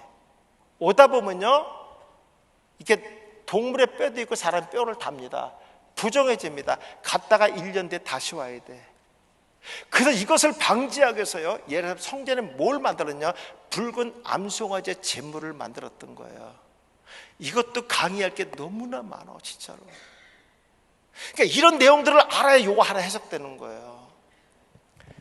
1차 장례입니다. 해가 지기. 그래서 마태는 아리마다 요셉이 부자라고 얘기합니다. 부자들은 여러분 그 당시에 굴은요 다 석회암입니다. 사람이 오늘 죽으면 그 석회 동굴을 팔려면 시간이 많이 걸려. 그래서 부자들은 미리 파놓습니다. 미리 파놔요. 그래서 아리마다 요셉이 부자라고 얘기합니다. 그러니까 미리 동굴을 파놓은 거야. 근데 자연 동굴도 사용해요. 근데 붉은 암소가지 제물도 그 붉은 암소가지는요 기준이 있어요. 멍에를 한 번도 매지 않는 붉은 암소가지를 사용해야 됩니다. 멍에를 한 번도 매지 않았다는 것은 주인이 한 번도 없었다는 거예요. 한 번도 부정하지 않은 붉은 암소가지가 제물이 된다는 거예요. 그분이 바로 예수 그리스도를 예표하는 겁니다. 그러니까 아리마다 요셉은 부자기 때 미리 굴을 파놓은 거예요. 한 번도 사용하지 않는 굴이었습니다. 근데 성경은 예수님께서 메시에 운명했다고 얘기하죠. 오후 3시에 운명하십니다. 여러분, 이스라엘 땅에는요 오후 5시면 해가 집니다. 그 밤이 뭐냐면 준비일이라고 얘기합니다. 그게 안식일 시작입니다. 여러분, 유대인들은 안식이 되면 어떡하죠? 모든 일을 놔버리죠. 안식일 해가 지기 전에 문들 상가문 다 닫습니다. 지금 이거 어기면 안식일법을 어기기 때문에 생명처럼 지킵니다. 그렇다고 하면 목사님, 예수님께서 3시에 죽었어요. 예수님 피를 흘렸어요. 여러분, 햇볕에 노출돼 다 이게 굳어버렸어. 히브리 장례법이 뭐냐면요, 사람이 죽으면 반드시 흐르는 물에 몸을 닦고 세마빠 철을 감습니다. 근데 예수님 닦을 시간도 많이 걸려. 이게 말라 비틀어졌으니까. 근데 이 아리마다 요셉의 무덤이 4시간 정도 멀리 있으면 어떻게 될까요? 예수님 장래 행렬은 멈춰버립니다. 예수는 부정해집니다. 예수는 부활하지 못합니다. 예수님께서 죽으실 때에 요한도 있고 친모도 있었어요. 그들은 멀리 감시서 예수 죽는 모습을 봅니다. 예수와 연관이 있으면 민족 반역죄로 전부 죽기 때문에 자기를 낳은 생모도 예수님 앞에 나가지 못합니다. 근데 아리마다 요셉이 유대 간원이었었어요. 그가 빌라도 앞에 가서 예수의 시체를 요구합니다. 정당하게, 지금은 얘기하면 국회의원입니다. 그런 부자였습니다. 예수님의 시체를 가져와서 장례를 치릅니다. 근데 하나님께서 아리마다 요셉이 예수님의 제자였는데 누구도 알지 못했다고 얘기해요. 오늘 예수님의 장례를 위해서 아리마다 요셉의 무덤을, 아리마다 요셉을 하나님께 예배해 놓으신 거예요. 거기에 두셨던 거예요. 그리고 예수님께서 아리마다 요셉의 무덤에 안치됩니다. 여러분, 이것이 3시간, 4시간 떨어져 있으면 어떻게 했겠어요? 예수님의 장래 한보를 위해서 아리마다 요셉을 제자로 하나님께서 숨겨 놓으셨다는 거예요. 그리고 예수님이 거기에 들어가십니다. 성경은 왜 이런 시간을 알려줬을까? 우리 목회자는 최소한 이런 음성들을 들을 수 있어야 됩니다. 우린 기도 이렇게 하셔야 됩니다. 하나님, 나도 아리마다 요셉처럼 사용해 주옵소서. 내가 물질을 가지고 있다고 하면은 주님을 위해서 사용해 주시옵소서. 하는 나라 확장을 위해서 하나님 쓰임받게 해 주시옵소서. 이런 기도를 우리가 해야 됩니다. 목사님, 해야 됩니다. 성도들이 이 말씀을 들을 때 얼마나 놀라겠습니까? 오늘 부모가 돌아가셨다고 얘기하던 제자들은요, 2차 장례를 얘기하는 거예요. 여러분, 아리마다 요셉의 무덤은 이렇게 생겼어요. 여기가 출입문입니다. 큰 바위로 막아놓습니다. 그리고 여기가 사람의 허리만큼의 평상을 깔아놓습니다. 여기는 관문화가 없어요. 세마포로 싼 다음에 여기다가 1년을 방치해 줍니다. 살이 다 썩으면 1년 뒤에 2차 장례를 치릅니다. 요거를 코킴이라고 얘기해요. 코킴. 토관입니다. 그래서 아브라함이 열조로 돌아갔다 그랬죠. 바로 일로 들어가는 거예요. 그래서 2차 장례 때는요, 뼈만 추려서 선조가 있는 이 뼈, 땅을 파서 이렇게 길게 이렇게 만들어요. 그래서 거기 밑에 땅을 파서 선조 뼈가 거기 있습니다. 2차 장례, 이 뼈를 치러서 여기다 다시 합장을 시킵니다. 이거를 열조로 돌아갔다 이렇게 표현하는 겁니다. 우리가 그래서 1차 장례, 2차 장례, 이 장례 문화도 반드시 알아야 돼. 이 해석이 되는 거예요. 이거 하나 해석하려고 장례 문화를 이걸 알아야 되는 겁니다, 여러분들. 너무너무 중요합니다. 너무너무 중요합니다. 우리 목사님들은 말씀을 전할 때 정확한 근거를 갖고 말씀을 전해야 됩니다. 대충 내가 아는 것만 갖고는 안 됩니다, 목사님. 그게 성도들 설교를 들어도 아멘이 안 나면 뭔가 채워지지 않는 거. 아니, 목사인 나도 그랬었어요. 내가 복음을 전했는데 왜 나는 뭔가 내 몸에서 빠져나가 허탈함을 느낄까? 배우들이 연극이 끝나면 무대 뒤에서 허탈함을 느낀 것처럼 우리 목회자가 그러면 안 됩니다. 나도 채워줘야 되는 거예요. 제가 오늘 강의 첫날에 첫 시간에 그런 얘기 했었죠. 나도 은혜를 받는다고. 이게 정상이에요. 오늘 이 자리가 말씀의 성령의 역사가 있는 거 틀림없습니다. 왜냐하면 강사인 내가 이거를 은혜를 받으니까. 목사님, 제가 강의할 때 지금 은혜 받는 얼굴 표정 아니에요? 지금 너무 힘들어 사는 표정입니까? 목사님, 와이셔츠가 젖습니다. 뒤에 흠뻑. 너무 벗고 싶은데도 벗고 싶지 않아. 맥이 끊길까 봐. 성령이 역사하시면요, 지금 이런 분위기입니다. 나는 이런 분위기를 처음 봤어. 너무 좋아. 난 지금 여러분들 말씀 막 빨아들이는 거, 이것 때문에 내가 은혜를 받는 거예요. 성령이 역사하시는구나. 성령이 목사님 마음대로 열어주시는 거예요. 이 말씀 심어주는 거예요. 왜? 목사님 강단에서 이 말씀 선포해야 되니까. 목사님 내가 좀 잊어버리면 어때? 그분이 생각나게 하는 거야. 10개 중에 5개만 전해도요 성령은 만지십니다. 내가 다 10개 받아서 은혜 받았기 성령 똑같이 한다, 그것까지는 욕심입니다. 내가 아는 것만큼만 전해도요 성령의 역사는 반드시 그분이 계시기 때문에 우린 괜찮은 거예요. 그 중요한 것은 우리가 잘못된 것을 해서는 안 된다. 그래서 장례문화, 결혼문화, 옷문화 전부 하셔요. 너무너무 이런 것만 해석해도요. 근데 이것이 문화적인 배경 관습으로 하면요 은혜가 안 됩니다. 성경과 연결해야 되고, 설교와 연결해야 되고, 구속사와 연결해야 되고, 나와의 어떤 관계가 있는지 적용까지 들어가야지 이게 말씀입니다. 구약도 마찬가지예요. 구약 시대에 성막 필요가 없다, 그렇지 않아요 목사님.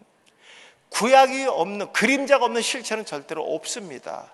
그래서 반드시 구약에서도 우리가 예수 그들을 발견할 수 있어야 됩니다. 하나만 하고도 마칠게요. 이 하나가 언제부터 하나인지 모르겠어요. 진짜 하나만 할게요. 어디냐면요 베드로전서 3장 19절입니다.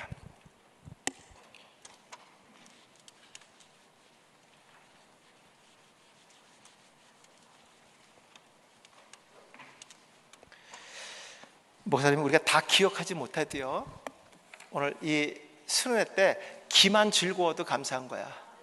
기만 즐거워도요 감사한 겁니다 여러분들. 베드로 3장 19절 누가 한번 크게 읽어보세요.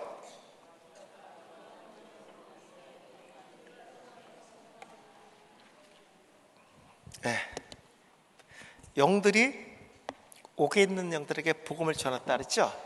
목사님 그 옥이 어디입니까? 그 옥이 어디입니까? 일단 지옥이라고 하면 그 목사님 이단이야.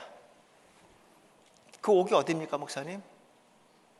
영들이 옥에 있는 영들에게 이거 노아의 때 얘기하는 거예요. 노아의 때 영들이 노아의 때 옥에 있는 영들에게 복음을 전했다, 이렇게. 그 옥이 어딘가 하는 거예요. 어떤 분은 또 연옥이라고 하시는 목사님도 계세요. 어디 가서 그런 얘기 하지 말라고 내가 그랬어요. 베드로 3장 19절은 한국교회에서 난제 구절로 돼 있습니다. 주석가들도 그렇게 해놨어요. 말이 안 되는 건 일단 일차적으로 나오죠. 하나님께서 절대로 못 알아듣게 주지 않았겠죠. 네, 노아의 때 말하는 거예요. 영들이 옥에 있는 영들에게 복음을 증거했다. 만약에 이것이 노아의 때 노아가 모든 사람들에게, 우주적인 사람들에게 복음을 전하지 못했기 때문에 노아의 때는 양심적으로 구원을 받았다, 양심구원을 얘기하는 사람이 있어요. 일단 결론부터 이단입니다. 성경에는 노아의 8명 외에는 구원받은 적 없다고 얘기했어요. 그럼 목사님 노아 때 양심으로 구원을 받았던 후손들이 있어야 되잖아요. 그렇죠? 없잖아요. 세계 역사에도 없어요. 8명을 통해서만이 여러분들 후손들이 지금까지 내려온 겁니다. 그리고 영들이 옥에 있는 영들에게 복음을, 그 옥이 어디냐? 그래서 지옥에서 복음을 전했다고 하면요 제2의 기회설이 또 있는 거잖아요. 그럼 목사님 죽어서도 구원을 받는 기회가 있다고 하면요 예수님의 제자들이 왜 순교까지 해서 복음을 전했을까요? 설렁설렁하고 지옥에서 또 저러면 되는데, 그렇죠? 반대로 목사님 지옥에서 회개 안 할 인간이 있어요 없어요? 지옥에서 회개 안 할 인간이 있어요 없어요? 없지. 다 회개하지. 난 그렇다 그러면요 오늘 이 자리에 오지 않습니다. 사기치러 다니는 거예요. 사기치고 그냥 사기쳐서 일도 안 하고 사기쳐갖고 돈 좀 많이 벌어 떵떵으로 살고, 그러다가 뭐 지옥 가서 주님 오실 때 그때 회개하면 되잖아요. 그죠? 말이 되는 소리입니까 목사님? 성도들이 제일 궁금해하고 제일 질문하고 싶어하는 게 이거예요. 목사 주석 찾아보지만 답 없어요. 목사님이 모르는 거 주석에도 없어. 목사님이 아는 거 주석에도 있어. 주석은 성경이 아니에요 목사님. 자꾸만 우리 목사님들 막, 내가 어떤 목사님 주석이 막 10줄씩 있어. 10줄. 진짜 부럽긴 부럽대요. 딱 책꽂이 도배했어. 그 정도면 그분은요 날라다니면서 설교해야 돼. 날라다니면서 자료들이 풍부하잖아요. 그죠? 근데 나한테 세미나 가서 공부해. 너무 웃기지 않아요? 여러분 주석은 성경이 아닙니다. 그냥 주석가의 주관적인 견해를 써놓은 거예요. 그 옥이란 단어가요 칼라라는 단어 썼습니다. 칼라. 이거는 뭐냐면요, 영적으로 갇힌 자, 억압된 자입니다. 억압된 자들, 그걸 옥이라고 얘기합니다. 무슨 우리 옛날에 이런 얘기 아니라 여봐라 저놈을 옥에 가두어라 그랬죠. 그거 뭐냐면 모든 환경과 여건을 제한시켜버리는 것, 그걸 옥이라고 얘기합니다. 근데 이런 단어가 뭐냐, 그래서 옥이라고 번역한 거야, 우리나라 번역할 때. 그러니까 노아의 때 영적으로 갇혀있던 자들, 그냐면 하나님의 아들들이에요. 하나님의 아들들이 세상의 딸들에게 갇혀 있었고 그들이 섬기는 우상에 갇혀 있어서 이걸 옥이라고 얘기했습니다. 그런 자들에게 영들, 그건 예수의 영을 얘기하는 거예요. 예수님 직접 갔다고 얘기하면 안 됩니다, 목사님. 절대로 안 됩니다. 구약 시대인데 어떻게 그렇게 합니까? 영이 가셨다 그래야 되는 거예요. 예수 육이 간 게 아니라 영이 가셨다. 가셔서 그들에게 복음을 전했다. 지옥이 아니라 노아 때 영적으로 갇혀 있던 자에게 복음을 전했던 거예요. 그것을 예수님께서, 하나님께서 얼마만큼 기다렸냐면 120년을 기다렸습니다. 목사님, 노아가 방주를 몇 년 동안 만들었습니까? 이봐, 이럴 줄 알았어요. 성경 어디에도 노아가 방주를 120년 만들었단 말 없어요. 노아 홍수는 노아가 600세에 났습니다. 맞죠? 야벳, 함, 셈을 502세에 낳습니다. 셈을 난 다음에 하나님께서 노아를 불러 노아야 방주를 만들어라 그랬습니다. 노아 502세에 방주를 만들라고 노아 홍수 600세에 났어요. 그럼 방주를 만든 기간은 98년밖에 안 돼요. 120년은요 방주를 만든 기간이 아니라 하나님의 아들들이 옥에 갇혀서 그들이 회개하고 돌아오기를 기다렸던 인내의 시간이 120년. 성경 다시 한번 읽어보세요. 그 120년이 어디에서 나왔냐면요, 통합적 아이들 계단 공과에 나왔습니다. 옛날에 주일학교 선생했던 분은 전 120년이라고 얘기하는 거예요. 그래서요, 거기에 그렇게 나왔어요. 노아의 방주를 120년째. 그런 통합적 어린아이 계단 공과에 나와 있어요. 저도 그렇게 알고 있었거든요. 이제는 그러면 안 되는 시대가 왔어요. 정확해야 됩니다. 목회자는 하나님 말씀 정확하게 가르쳐 줘야 되는 거예요. 인터넷만 쳐도 다 나와. 근데 너무 인터넷 얘기해서 미안합니다. 요즘은요, 미국에서 지금 심각한 고민이 뭐냐면요, 신학생들이 설교를 AI한테 맡긴다는 거예요. 야, 본문 암흑의 본문 원어를 집어넣어서 구속사로 설교 만들어줘라, 5장 만들어라. 기가 막혀 나옵니다, 목사님. 지금 미국 신학교들 비상 걸렸어요. 목회자들 지금 다 이렇게 하고 있다는 거예요. 거의 다 한대요. 거의 다. 무슨 이게 한국 교회도 좀 있으면 상륙하면, 지금 하고 있더라고 또. 이야, 이게 잘하려고 하는 마음 때문에 생긴 거예요. 그래서 잘하는 게 뭡니까? 우리나라의 설교의 기준이 뭐냐면 큰 교회 목사님이 기준이 되더라고요. 그러면 그 목사님만 목회해야지. 하나님 부르실 때 나를 왜 불렀을까? 내 모습 이대로 부르신 거거든요. 누구를 흉내내는 것은 바람직하지 않아요, 목사님. 우리가 예수님을 흉내내는 건 괜찮지만 사람을 흉내내는 건 안 됩니다. 우리가 율법적인 설교는 우리가 베드로처럼 믿음을 가져야 된다고 얘기해요. 이삭처럼 순종해야 된다고 얘기해요. 아브라함처럼 믿음의 사람이 되어야 된다고 얘기해요. 무슨 내가 왜 아브라함을 닮아야 되고 베드로를 닮아야 되고 이삭을 닮아야 될까요? 우리는 그럴 필요가 1도 없습니다, 목사님. 아브라함이 암만 믿음이 좋다고 해서 그 믿음 갖고 구원받아요? 못 받아요. 아브라함도 우리랑 똑같은 뭐를 갖고 있죠? 원죄를 갖고 있어요, 목사님. 아브라함도 장초실 예수 그리스도를 통하지 않고 구원 못 받아요. 나같이 똑같이 원죄를 갖고 있는데 내가 왜 아브라함을 닮아야 됩니까? 그렇지 않아요. 단지 굳이 내가 아브라함의 신앙은 이렇게 나왔어요. 나도 아브라함처럼 사용하여 주옵소서. 이건 가능합니다. 그러나 우리는 아브라함을 닮을 필요 없습니다. 우리는 하나님은 내 모습 이들을 불러주셨기 때문에 아브라함으로 장차 오실 예수 그들을 믿음으로 구원받는 거, 우리는 오신 예수를 그들을 통해서 구원받는 겁니다. 그런 은혜 속에서 내 모습, 내 환경 이대로 하나님 쓰시려고 부른 건데, 하나님 이 모습, 내가 손뜨개 잘하면 그거 하나 때문에 부른 건데 자꾸만 남이 잘하는 농구를 잘한다 그걸 쫓아가려고 하면 하나님 날 버리시죠. 난 손뜨개 때문에 날 불렀는데. 그렇지 않습니까, 여러분들? 오늘 내가 말이 좀 어눌하면 좀 어때요? 여러분 옛날에 아나운서 봉두환 씨죠. 봉두환 씨. 그 사람은 아나운서도 말이 좀 어눌하잖아요. 근데 그 매력이잖아요. 하나님은 우리의 조금 부족하더라도 이걸 매력으로 보시고 기름 부어 세웠다는 것입니다. 오늘 우리는 내 모습 이대로 일대일로 하나님 만나는 거예요. 그리고 나에게 보내진 그 약물이들을요, 성도들을요, 지금만 목숨을 걸고 말씀 준비한 거 성도들이 누구보다 잘 압니다. 목사님 오늘 이 말씀에 너무 은혜가 됐어요. 내가 예수 30년 믿었지만 목사님 이런 얘기 처음 들었어요. 목사님 너무너무 감사해요.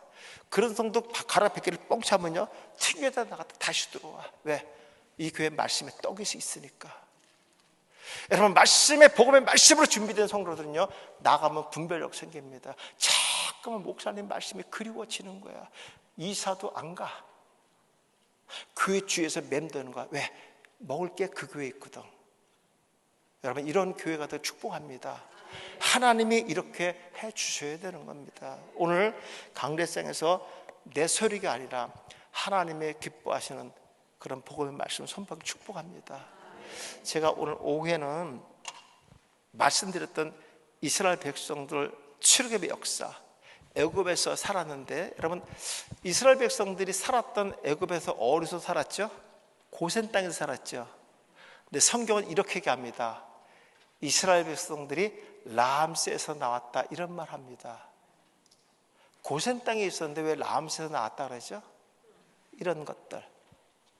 그러니까 우리가 알아야 될 내용들이 너무나 많고요. 또 목사 이스라엘 백성들이 왜 종살이를 430년 한지 아세요 혹시? 430년을 왜 종살이 했는지. 또 어디에는 이스라엘 백성이 억압받던 기간이 400년이라고 또 돼 있죠. 성도들은 헷갈린 거야. 400년을 살았다는 거야? 450년을 살았다는 거야? 목사님 물어봤어요. 그 30년의 갭은 뭐 때문에 있는 것인가? 이런 말귀를 우리가 다 알아들어야 됩니다. 목사님 이따 강의합니다. 왜 430년 종살이 했을까? 이유가 뭘까? 이런 것들. 저는 어렸을 때 이렇게 들었어요. 그 앞절의 내용이 뭐냐면 아브라함이 제사를 드릴 때 비둘기를 각을 떼지 않고 드렸기 때문에 한 번 제사 잘못 지낸 것 때문에 이 고통을 받았다 이렇게. 근데 이런 설교 들으신 적 있죠? 무슨 들었다 그래야 돼. 내가 했다 그러면 안 돼. 그건 잘못된 거예요 목사님. 비둘기는 각을 떼지 않습니다. 근데 그 403년 종살이 해야 될 죄를 들춰내야 되거든요.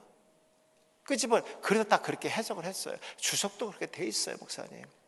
아브라함이 제사 한번 잘못 지른 것 때 그 후손들이 이 고통을 받았다 이렇게. 그 잘못, 아브라함은 제사를 잘못 드린 적이 한 번도 없어요. 아브라함이 얼마나 기분 나쁘겠어요. 그렇게 설교하신 목사님, 아까도 야곱이 불렀는데 내일은 아브라함이 부를 겁니다. 목사님 일로 와보세요. 목사님 왜 아브라함 맨날 예배 한번 잘못 드렸다 그 얘기 왜 합니까? 틀림없이 청구하시면 부르시면 그런 줄 알고 가세요. 우리가 이런 실수들을 너무 많이 했다는 거예요. 앵무새처럼 그냥 주석에 있는 내용을 똑같이 다 그렇게 하고 있다는 거예요. 시간이 흘러서 이런 원어의 말씀을 하나님께서 이 마지막 때 왜 열어줬을까? 여러분 칼빈은요 주석을 썼지만 못 쓴 주석이 있어요. 그게 요한계시록입니다. 칼빈은요 라틴어, 히브리어, 헬라어에 능통한 사람입니다. 근데 왜 요한계시록을 못 썼을까? 여러분 하나님의 말씀은 하나님이 열어주지 않으면 쓸 수가 없는 거예요. 근데 왜 이 시대 한국교회에 요한계시록이 열렸을까? 왜 언어가 열렸을까? 정답은 딱 하나예요. 주님이 오실 때가 너무 가까이 왔기 때문에. 마지막 사마리아 땅끝까지 우리가 복음을 증거해야 되고요. 그 땅끝이 어디냐? 오늘 주제입니다 목사님. 우리 땅끝까지 찾아 땅끝이 어딘가? 성도들이 가장 헷갈려하는 게 그거예요. 어떤 사람은 그 땅끝이 예루살렘이라는 사람도 있고 북한이라는 사람도 있고 어디는 한국, 다 달라. 그럼 목사님 네 사람 중에 세 사람은 거짓말하고 있는 거죠? 아니 네 사람 다 거짓말할 수 있어. 어떻게 다르죠 목사님? 어떻게 다르죠 목사님?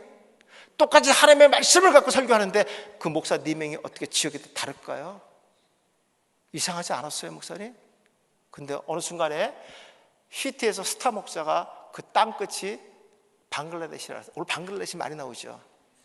질문합니다. 목사님 근데 CT에서 봤을 때 그 목사님이 그 땅끝이 방글라데시라는데 목사님 왜 북한이라고 그랬습니까? 물어봤어요. 답하실 수 있어요. 나는 그렇게 목사님 생각하는 걸 왜 우리한테 얘기합니까? 나는 목사님이 입을 때 성경에 기록된 말씀을 듣고 싶어서 여기 왔는데 왜 목사님 생각을 얘기합니까? 나는 생각이 또 달라요. 그럼 목사님 어떻게 목회하실 거예요? 목사님, 우리가 땅끝이 우리가 소위 얘기하는 뭐 이스라엘이다. 목사님, 이스라엘 기독교인들이 있어요. 갈 필요가 없어요. 한국 기독교는 다 있어요. 뭐를 근거로 해서 한국이라고 북한이라고 얘기한다 이해를 못 하겠어요, 목사님. 원문에 정확하게 땅끝이 어디라고 되어 있냐면 마지막 구원받은 백성이라고 되어 있어요. 그 땅 기업 하나님의 자녀라고 되어 있습니다, 목사님. 근데 우리가 마지막 구원받은 백성이 누군지 알아요, 몰라? 우리가 모르죠. 너희는 그물만 던져라. 주님이 나를 통해서 마지막 땅끝에는 마지막 복음을 받는 자, 그가 땅끝입니다. 근데 우린 몰라요. 성령 하나님께서 누구를 통해서 그물을 던지게 합니다. 하나님, 그 그물을 던지는 자가 나에게를 소망합니다. 복음을 가진 자가 땅끝에 있는 그 하나님의 백성을 찾으러 하나님께서 사용하시는 거예요. 그래서 예수님은 왜 여러분 천국으로 올라가셨냐면요, 처소를 예배를 한 겁니다. 마지막 우리는 이 땅에서 땅끝에 있는 구원받은 백성을 찾을 때 주님이 재림하시는 겁니다. 그 처소는 구원받은 백성들이 살아갈 집을 예수님 말을, 왜? 신랑이기 때문에 영적 신부는 자녀를 낳아야 되는 거예요.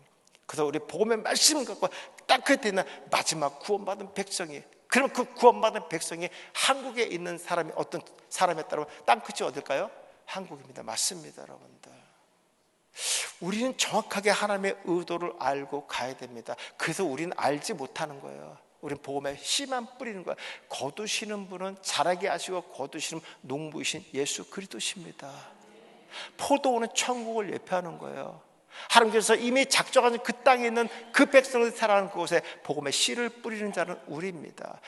자라고 거두게 하시는 것은 하나님이십니다. 성령 하나님이십니다. 그래서 우리는 이런 말씀, 믿음을 가지고 오늘도 강대상에서 침을 튀겨가면서 복음의 말씀을 선포하는 거예요. 그 복음의 말씀을 받은 성도들이 땅끝의 성도를 찾아가는 거예요. 내가 찾아가는 게 아니라 성령님이 나를 사용하시는 거예요. 근데 복음이 없는데 누가 사용하겠어요, 목사님?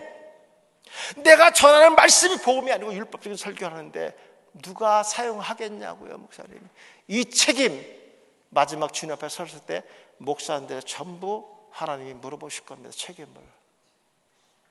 아무개 목사야, 너는 왜 이랬느냐?